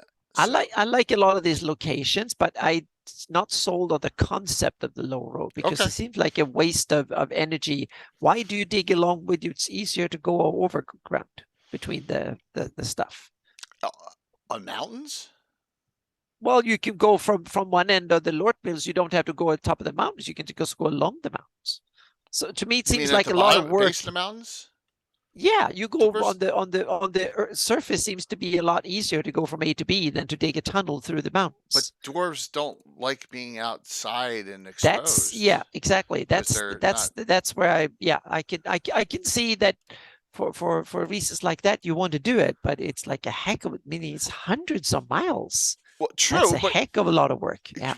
yeah, But you have it's a fantasy world, so they have possibilities that we might not even have in the real world today. So yeah. because they're once the doors are staying within their realm, they're not going, "Hey, Celine, we're going to put a road out here," and because remember, No, doors but and elves yeah. don't get along, so Yeah. that's an interesting point. It is a Yeah, lot but of digging. it's just me overthinking things again. So I'm just like, why do you Weather. That's right, yeah, Sam. why yeah. But the Yeah. climate there is kind of nice. Yeah. So yeah. I can totally get why you dig yourself into a mountain, because that's a really good place to live, especially in a chaotic fantasy world where bad things happen. It makes perfect sense. But to dig hundreds of miles to another one, that seems to be a lot of work for not that much return, so to speak. It's probably a mix too, Sam. There's probably some that were naturally done, waterways. Exactly. Monsters, that's the other thing. But there might be natural caves that you can connect, and then it all makes a lot more sense. So, yep. But I am ecstatic that this is right in my area that I adventure. Yeah. That's why I'm so happy. Yeah. So, and it fits into, I love the Hateful Wars, background. The adventure Saturday morning ties into a little tie into the Hateful Wars, a small tie-in, and into here because it is a one-shot with some of the interesting crazy lady adventures we have. Nothing wrong with them at all. It's a lot of fun. You got Mike Disney. Unfortunately, Rob Phantom can't make it because he's going away for the DFCC Hollowish Earth. Yes, yeah. So Rob's gonna miss a DFCC event. Sorry, dude. Sorry, you're gonna miss it. But weathered mountains like the Alleghenies are not as bad as crossing the Rockies. You can still wake up and yeah, that's true. That is true. Yeah, I just think about when they enter Moria in Middle Earth and Lord of the Rings, and it's just passages upon passages upon, like, sometimes it sounds like they're digging for digging's sake for no other reason. Just because they just want to, continue. But even the Moria we see in the movies and stuff is only a few miles, meaning we're talking hundreds of miles here. No, to cross Moria it took 4 or 5 days. Yeah, but what we see in the movies doesn't seem to me more than maybe a few miles or tens of miles, maybe not hundreds of miles. Meaning the scale here, that's what I'm questioning a little bit. Meaning that would be like digging your way north-south from one end of California to the other. That's what we're talking about, so to speak. And meaning not even in the real world where we, even with modern day tunneling technology, where we even conceive of digging more than 10 miles, maybe. Even that is an enormous undertaking. So I'm not saying it can't be done in a fantasy world. No, but I'm just thinking, why would you put that much effort into doing something where you can just go out and walk over ground and have things to eat and environments to be in, rather than dig through? And especially since if you can, I would think, what if you can set up a permanent portal instead of digging through 300 miles of rock? Because doors are paranoid, and portals going out mean portals can portal stuff in. Oh, but that same thing, a 300-mile tunnel through a mountain, that means that someone else can come into the tunnel too. So, yeah. I think, Anna, honestly, I think you're overthinking this one. Oh, yeah, I know I'm overthinking it, but that's my way of yes. Yeah. Yep. That's true. This one doesn't go down as deep as Moria does. That's true. No, this is probably way above sea level. It's in the mountains rather than under them. So yeah. Oh, that's funny. Like what we saw from the when you showed from Maldon had these vertical levels, so to speak. So yeah. Yeah, and the more Lost Passage to Sewell is 200 miles. This is all. So I look at it this way. I look at this as the U.S. Intercontinental Railroad System. It wasn't all done at once, and then it interlinked to everything else and all. But and I think that's But Sleroti's tunnels make more sense because that's under some of the tallest mountains on the planet. Right. That's like digging through Himalayas, because that's might be easier to dig through than to walk across them. But Lort Mills is like the Appalachians or something. It's not that difficult to get across them. And especially if you go from north to south, you can just go along the mountains. You don't even have to be up in them. You can just walk along and take the meadows and kill some deer and stop at an inn and stuff like that on the way. So, but what if you have 5 cartloads of gems that you mined? Right? Yeah, but it's still meaning it still seems like a heck of a lot of work to cut through the mountains rather than to walk from A to B alongside them. So that's it's just the economy of scale, so to speak. So note this, Anna, I kind of have one minor agreement with you. One that I agree with. And if we come to, if we look at this map here, all right? Yeah. All right. Here's Altamira. Here's Hearthguard Tower, right? Yeah. Okay. So, and here's the map, the low road map. Oh, Modesto, good to see you. Thank you. Hello, welcome. Thank you very much for the raid. Really appreciate it. So 1 second.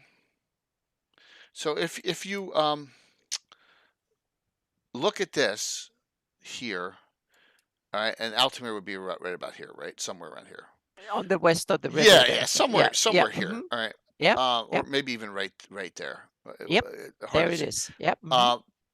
In the bottom of the Temple of Clangeddin, in a secret compartment area, is a teleporter to Hearthguard Tower. Mm-hmm. So I have one. Yeah, there you go. Yeah. I have one. So it's not a bad idea. It's been used. Mm-hmm. But because you just made it, why, how are you going to travel all that distance? You know? Yeah. But to me, it's like 300 miles of tunnel, a couple of 100 miles of tunnel through the Underdark seemed to me like a scarier proposition than to walk across the Ulex above ground, so to speak. Yeah, imagine all the Umber Hulks, the weird demons, and the whatever that pop into these tunnels over 100 miles. Dwarves are not the most wise creatures in the Greyhawk. No, but to me, seems like even a dwarf would think that it will be easier to go and take a couple of pints on the way through the Ulex rather than to dig through mountains to get there, so to speak. Right. So, Darling, you still here? It's me being facetious and here. I know. So I'm not going to push it anymore. Okay. That's just me overthinking it. Dwarves aren't great wizards. That's true. That's true. Yeah. All right. Yep. Because you want to talk, let's talk beholders a bit. Right. We'll talk. Yep. So, beholders aren't really necessarily an Underdark creature. But no, they stem from these dungeons that I mentioned. These gamified, mechanic-based dungeons that things got nastier the deeper you got, and then the bottom you had a dragon or a beholder or some really high-level creature at the bottom. I think that's where it comes from. They were down in the bottom of dungeons because they were one of the high-powered monsters in the early days of D&D. One of the few really powerful monsters, and they were cool. So they needed to be deep down into dungeons because that's where the nasty, cool monsters were. And a lot of they appear in Greyhawk in some really crazy places. For example, the Guild of Wizardry in the library. I think there's 6 invisible 6 of them beholders roaming about. Am I correct on that? Yeah, I think they were night guards, so they guard the collections, I think. Yeah, and that is really gross, and it's part of in Expeditions to the Ruins of Greyhawk. I think it's chapter 4.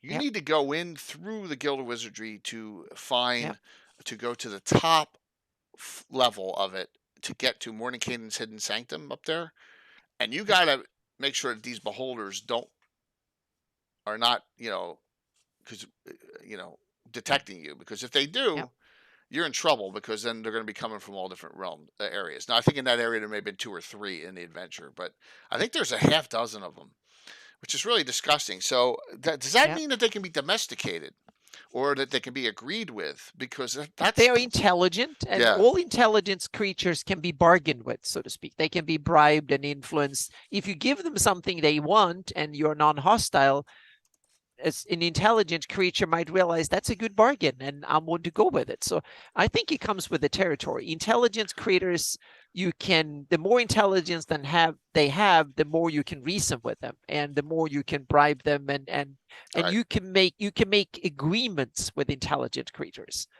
because they can evaluate if you're trustworthy or not. And if you prove yourself to be trustworthy, that means that you can have meaning you open up for friendships, enemies ships too, but at least you can have some sort of relationship with intelligence creature. I think that comes with intelligence, meaning they can evaluate you and you can evaluate them, and you get something you can work from.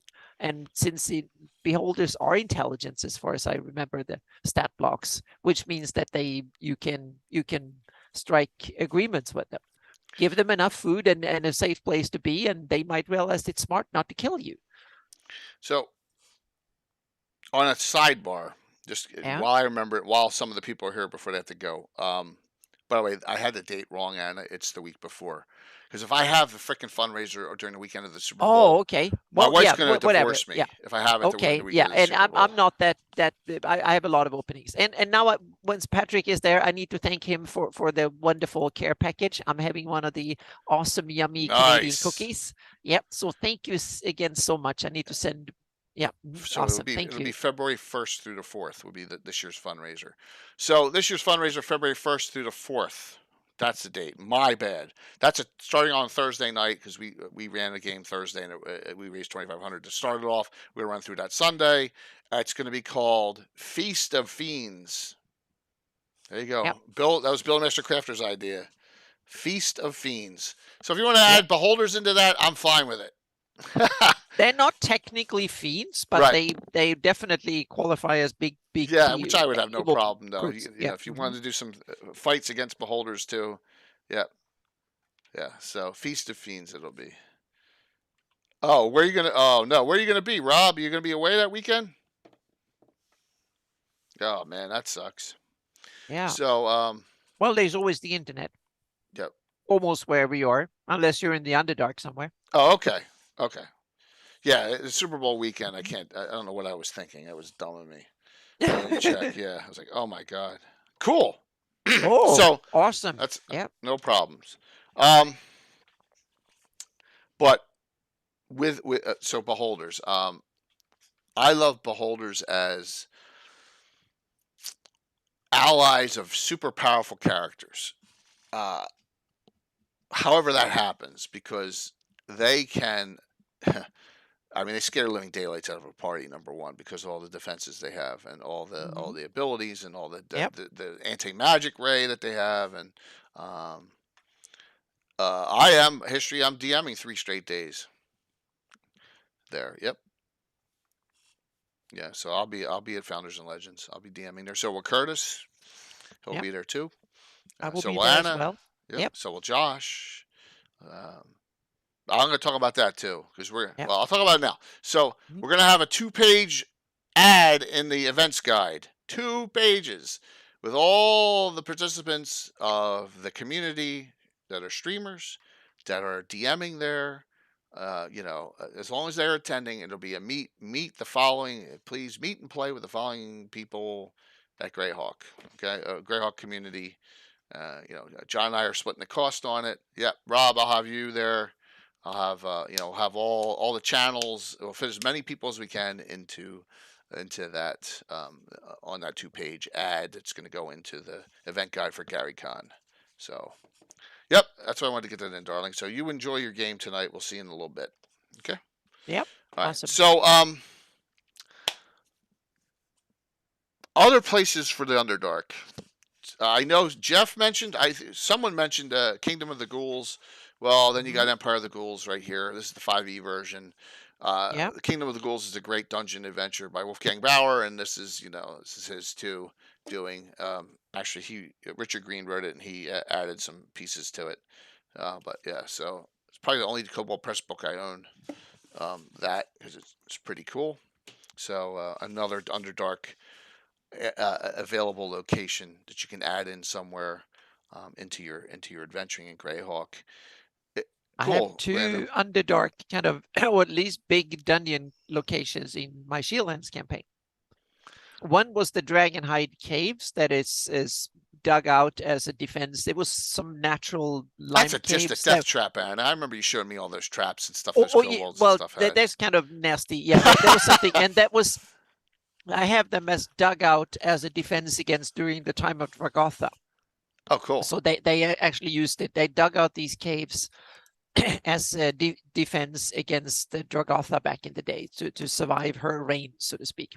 Nice. And then under Critwall, and this I lean into the Bastion of Faith because they talk about Ferranti's grave and stuff. Oh, okay.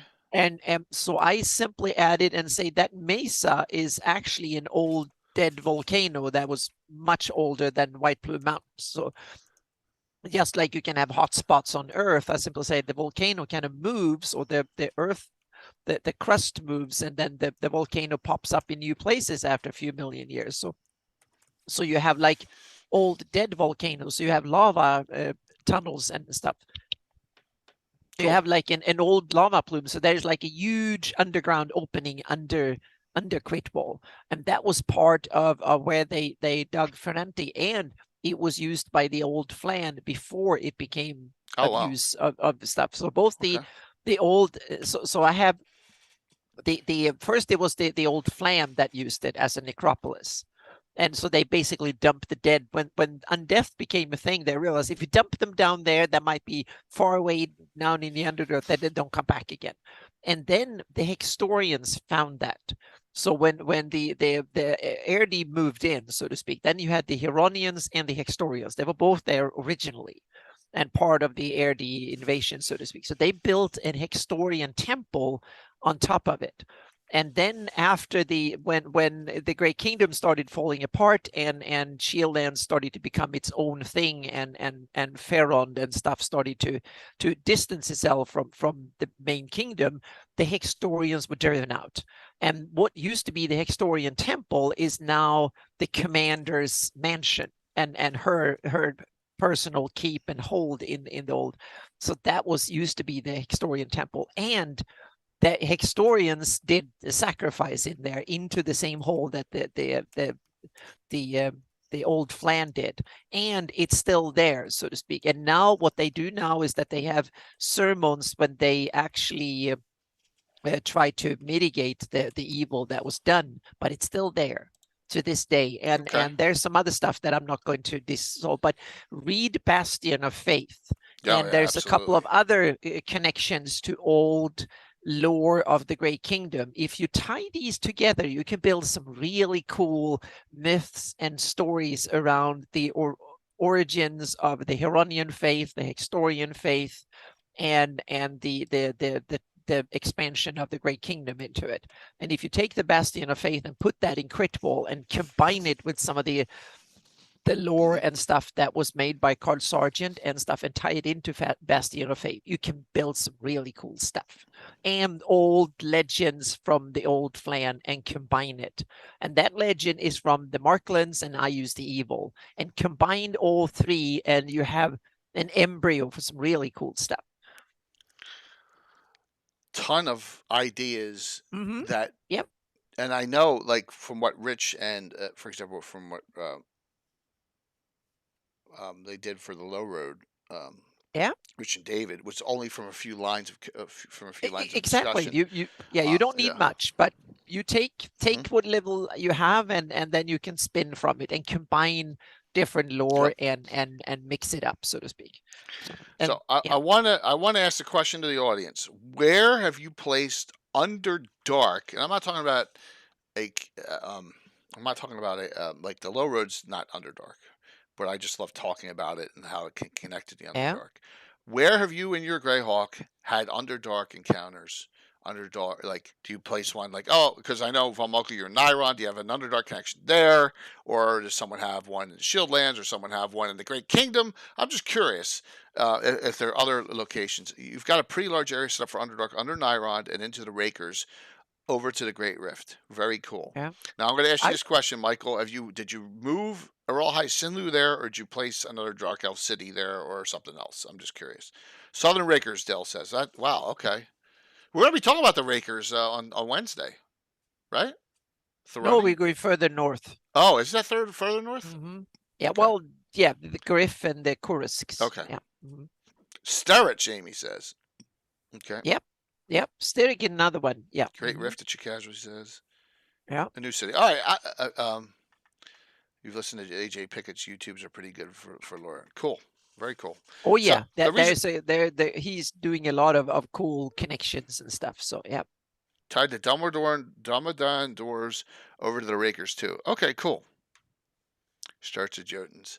I just think that that's awesome because not everyone is going to play with the D1 through 3, and on that, it's the Sheldonmore, far west Sheldonmore side of the map. And for me, I never have gone below the low road or that area. The Croatoans coming out, breeding the Murlocs. They're obviously not from D2, which is thousands of miles away, right? So they got to be from somewhere else. So, but I've never developed it. Well, there's no need to, unless you have your adventurers wanting to go down there. And that's what the point I'm trying to make is that you can almost put Underdark stuff almost anywhere and not really have to go into the creation of an entire realm underground, right? But you can. We've had hints of. And as a DM, you always have the TPK weapon. If Rob. they go in the wrong direction too far, then you can TPK and say, that was the end of that. Now we have to start anew again somewhere. So yeah, that was putting it drastic, but you can as a DM. So yeah. Under the Great Kingdom, Dale says, we quit before it was explored when a player made me rage quit. Oh, sorry to hear that. But that's good to know that people have done that, because I think there's as a couple of you said earlier, the drow may be different in different cities, so be it. But there's no reason you can't have other drow in other cities and other locations.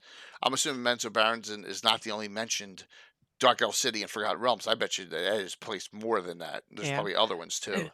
Put Forge of Fury in the Barrier Peaks and with Duragar in that module. The Underdark can't be far behind. Yes, correct. Do not say it, anyone. Do not say, because they're frickin' Duragar and the frickin' Doom Grinder, there's got to be Underdark near there. So, because that doesn't happen.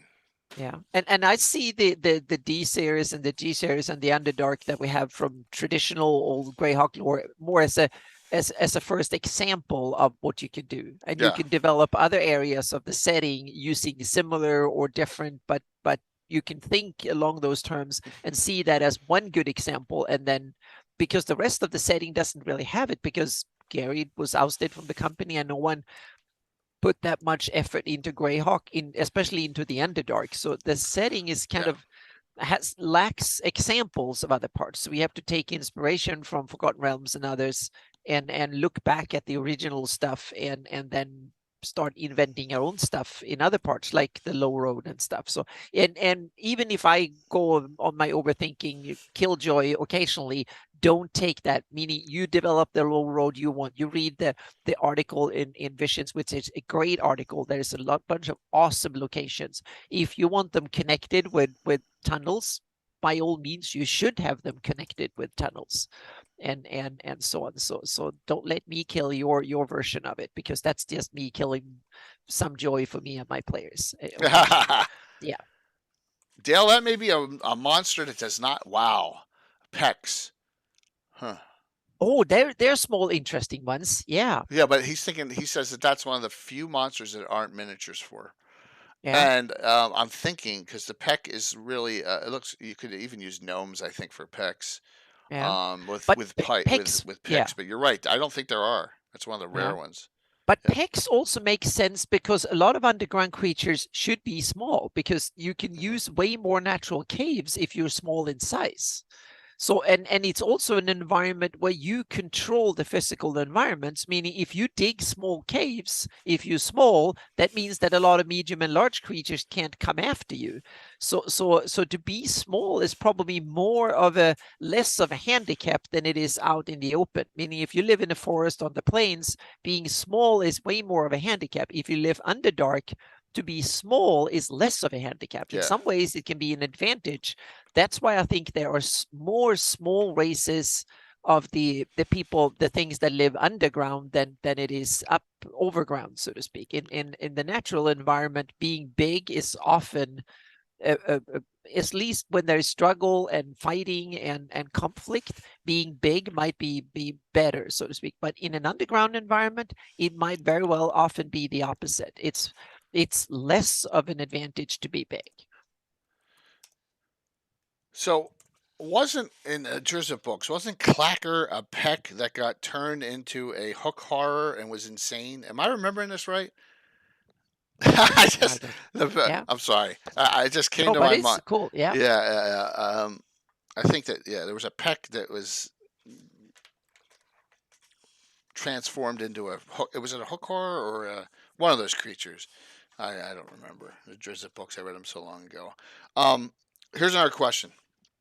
We'll end this on a argument question. How many of Okay. you from Honest Arcana back in the day or whenever allow or have had PC Dark Elves, PC Smurfneblin, PC Durgar, which are all three are allowed in Honest Arcana?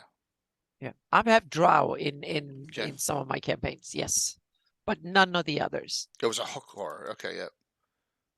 You just encountered a peck. Yeah, it was polymorphed by an evil wizard and a hook horror. It was Clacker, yes. Just the drow. Okay. Play drow and half drow. Yep, same here. Yeah. So we have a couple deep gnomes. Hmm.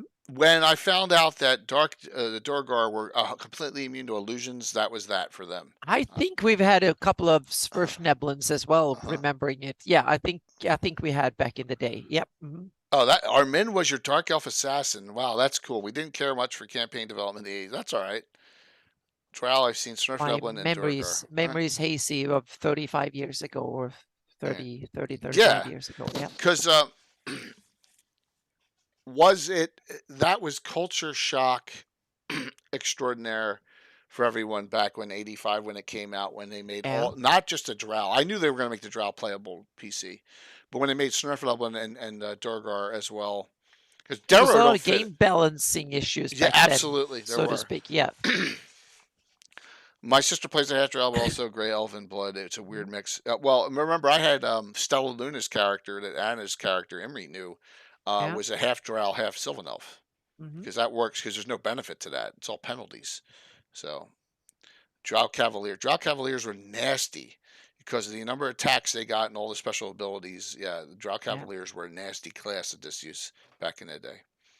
I've had to For look through my me, faithful. in my new house rules, I would definitely allow almost anything, depending on the campaign. I'm like in my Shieldlands campaign, only humans, period, so to speak. And other campaigns might be pure elven, might be an elven human mix, and so on. So it's up to each campaign.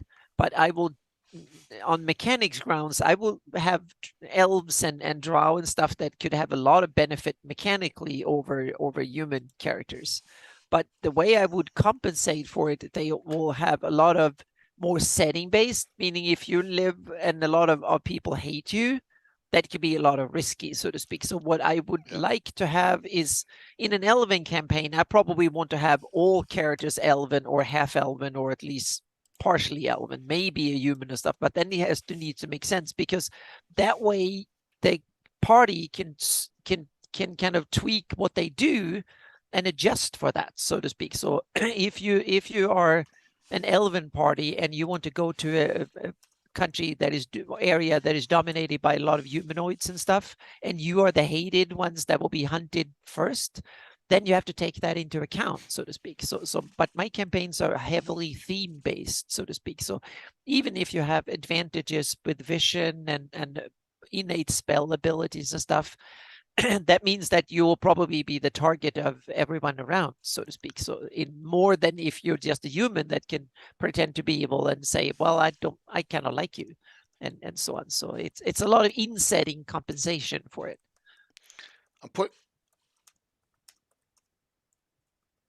We need a My Greyhawk, by the way, coming up. We haven't had one in a long time. Yeah, So reach out to definitely. me and Anna if the Yep. next couple of weeks you want to do a Wednesday night. My Mm-hmm. Greyhawk. We've done Yep. We definitely Mulgu. need more. Yeah, Yep. we've done Asher. We need to have one. So for the community, we haven't had one in a while. All right. So if you play a priest who's part monster class, you have to be willing to take the suspicion and prejudice. And there's a lot. There's a lot that comes with it. Yep. Now we have had Dark Elf Knights of Ulick going all the way back to the early '80s. One or Yeah. two of them. There are not many, but there's a few of them. We've had half ogres. We've had a deep gnome. So it's not like it's there. There's the prejudice thing. Um, we didn't play up as much as we should have back then because we weren't thinking that way, you know. But I can see a dark elf shouldn't be wandering. A dark elf wandering around helmet's going to be an issue, right? You know what I Yeah. mean? So Oh, yeah. yeah, Yeah. yeah. But I didn't think that way until I started probably about 25 years ago. That's when Okay. I started thinking differently in how I ran my games and stuff. And then I evolved from into more and more overthinking things, making it more difficult. So yeah. Amy, give us a Wednesday night you can do, not counting this Wednesday. Yeah. Or because this Wednesday I'm gonna be gone all day on Oh yeah, Tuesday. that will be So awesome, Amy. We need to have yeah, you on give the me a show. Wednesday Yep. you're free and we'll set it up. So Monitor Yep. Paladin is the first away from regular characters we've had a while back. Yeah, that's a fifth edition thing that came up there, right? Valmoku, the Minotaurs and Goliaths and stuff were being played. So I don't have a problem with that because that was a playable race in the game. I can understand Yep. that happening. You know, the craziest stuff. Let's shoot for next Wednesday, then a week from Wednesday. All right, that way we have it set a week from this Wednesday. Yep. Okay. No Dragonborn player characters. Just had the one Dragonborn antithesis during a fundraiser. That was been it in my Yep. campaign, and that was kind of a joke. I've never had a Dragonborn player character, and I don't have Dragonborn the way they're done in normal in D&D 5th edition, but there were a prestige class Dragonborn in 3rd edition that was directly tied into a Greyhawk lore. Thanks, back Patrick. in the day, and that one I'm using in even in my Shieldlands campaign. I'm using it. I have no characters being Dragonborn yet, so to speak, but that might happen. And there is a Hieronymus prestige class thing. So in my new house rules, it will be something you can, if you're devotee of Hieronymus and he chooses you, you can become a Dragonborn, so to speak, under certain circumstances. And it doesn't really function exactly like a 5e, but I took a lot of inspiration from the 3rd edition prestige class of Dragonborn. That is actually a Greyhawk prestige class tied into Hieronymus, which is kind of cool. That was one of my ideas for making Hieronymus an aspect of Bahamut. Was that that's cool. Class. Yep. I mean, even like, you know, when you think about Bahamut and Tiamat were actually Sul deities according to Len Lakofka.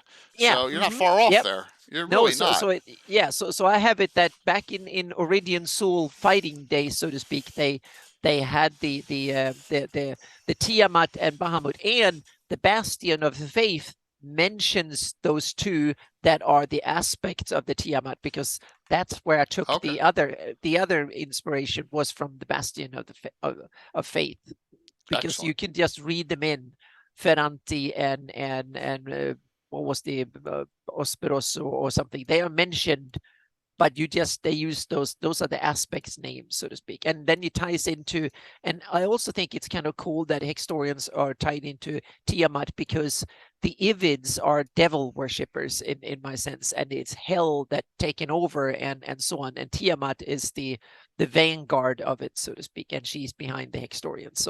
So to me, that thematically makes sense in a lot of ways, so to speak. So but that's just one way you can do it. You can go in some completely other direction if you want. A draw had to pay a 2-level penalty. Okay, was that in 3.5? I can see that. Yes, yeah, they had level penalties in 3.5. Yeah, if you were like you played a giant or some other that you had a lot of advantages, you could be like you started out as a 3rd level character because you had more hit dice and stuff like that too. So that would be nasty. That would be very difficult in some of those Living Greyhawk things to be 2 levels off everyone. Oh yeah. I don't think it was allowed in Living Greyhawk, but I didn't play Living Greyhawk, so I don't. But they were but they were 3rd edition rules for it. So you can play, or you can make almost any monsters into almost any monsters into a playable character using those rules, which kind of so for home campaign it could work. And especially if you had a party that was made up of all sorts of cool stuff, you can have a party of giants or a party of drow and stuff like that. So in 3rd edition rules and even in Pathfinder 1st edition rules, that could make sense. So hopefully you enjoyed tonight's discussion. This was cool. Hopefully. We bounce around a lot, which is good. We get a lot of topics done this way, and 6 levels of building the basic range. Yep. Not even worth it. But you go up to 20th level and stuff. So, right. Yeah. Well, I think they cut it to 16th after the Oh, first in time, Living yeah. Greyhawk. Yeah. Yeah. Yeah. So let's talk about what's coming up. We got a busy week of content this week coming up, and then we will have we'll talk about future stuff down the road as well. So Anna, what's going on with you? More Shieldland heraldry. It's a little bit closer to coming. There's like 13 or 14 different, there's probably about 15, 16 shields, and I've done nice. 10 of them or something. So we're coming. So all the provinces of old and Halmada, the cruel, and hang on a second here. We have others from that area. We have the for instance Delvey and a few others that dabbled through history, so they are will be included in the Shieldland series of heraldry as well, and more of these little settlement write-ups as well. And then it's a heck of a lot of work on getting the GIS map up, continue to get it up and running, so to speak. So those are the big things, and my mapping in the Shieldlands. So those 3 projects are the big ones. Yep. So I got a really super busy week. Just note, I'll be gone all day Tuesday. You won't be able to get a hold of me. I won't go into much detail beyond that. It's a good thing. But here's the week. Wednesday. I spelled Thoronia right? I don't know if I did. If I didn't, I didn't. So Thoronia. Well, it's a made-up fantasy world anyway. All right. So word. So yeah. So Wednesday evening, we're going to talk about lands of the Thoronian Peninsula. So let's talk about some barbarians up there. I guess that counts Rotic, right? Is that Rotic is on the verge. Yeah. Yeah. They're kind of a semi-barbarian country up there. So yeah. Thank you, and whoever else we did that. From Stonefist to the barbarians and Rotic and a few others nestle in there too that we can take. Busy. Yeah. So we'll talk about that'll be Wednesday, so evening, and that'll kick the week off. And then Thursday we will finish this adventure from Dungeon 6, Bristanum's Cairn. So a couple of things. They got to the cairn on Thursday night. This is a pre-picture set, but they fought a lot of race coming out of the cairn, and that was fun. And they tactically really took them out so that none of them even got level drained. So that was good. Cool. Yeah, a lot of cool minis there. Yeah. And I want to show you the cover art, and then you can wean whatever you want. This is not originally a Greyhawk adventure, but it should be. That is the cover art. Oh. Make of it whatever you want or think if you have not read the adventure. So it looks cool. So yeah. So just know it's like, it's that's awesome art. I'm kind of curious on the background even more. That's kind of interesting. So, it looks cool. Yeah. I don't know, Jeff. But it's not a Greyhawk adventure, but it should be. That's all. So you put 2 and 2 together on this, and Death Knight is maybe not a bad guess. I would go. Yeah, Orcus is proud. Yeah. You will. Yes, but we will finish this up Thursday. Yeah, and I'll do a mapping live stream on Friday. Awesome. Saturday morning. 2 of these are not confirmed. I'm assuming they're playing. But we're going to do it. The DFCC, the Dual Fisted Communist Checkers, as Rob Phantom. Unfortunately, he can't play it because he's going away. Coined this, but look at this group: Heather Hex, Little Bird, April Hill, who's Stiletto Assassin, playing her Fire Elementalist. Tempest playing her Saxon. Zambies as a Mage Thief, and Art of Mike Disney will be playing Skarn Wolfmaster, her Specialty Priest of Moradin. We got a great group for this for Saturday morning at 9 a.m. We'll go 9 to 1, the most beautiful. Because I pull them in with all the physical attractive stuff. So Yep. So that's why the banner's only partially done. And then next Sunday we'll have another Gabbin. I'll work on that as the week comes. That's awesome. Yep. Busy week. So we'll have 2 main game streams, and we'll have a fun week. So Wednesday, Thursday, Saturday, Sunday for me next week. All right. Yep. Yes, 6 a.m. for Curtis. All right, so 2 winners. 1 pick each, 2 winners. Last call, exclamation point drawing. We're ready to darling call it a night. All right, let me do this here real quick. Yeah. Everyone is in.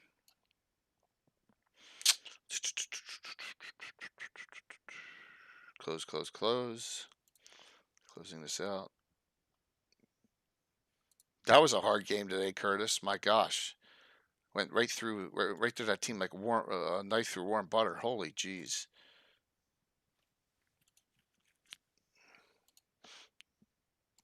Winner. Jerf is me. That is a brand. That's a first. Yeah, that I've never is seen new. That one before. Is Jerf is me on still? Yes, they are. Jerf is me. I need your full name and address.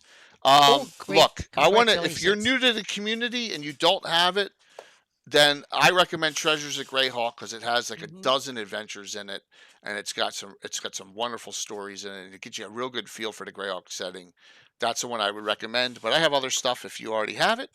So okay, but I need your whisper me your full name and address, and it'll go out right out tomorrow. Second winner, Dale. Yeah, sure. You tell me. Congratulations. Yeah. And as we all know, the very first time Dale ever won anything.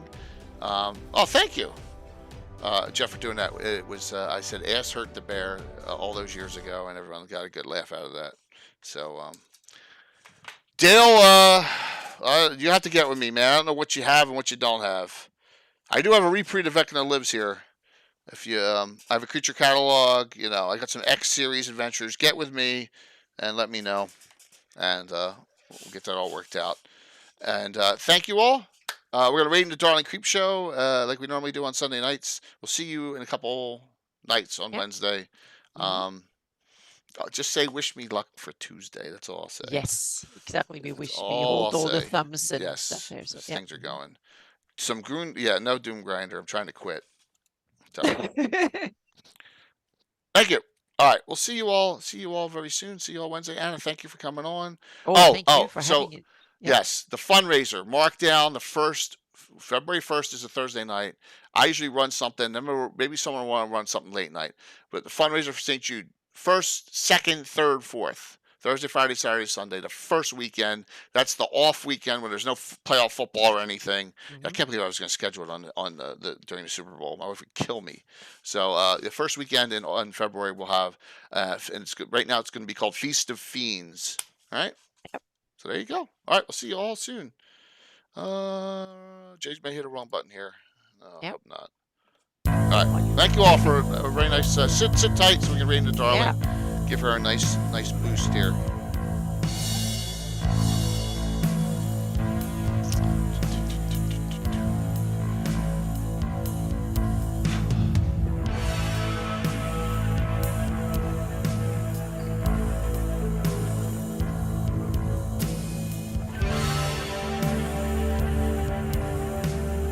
So she's got a please stand by screen up, so.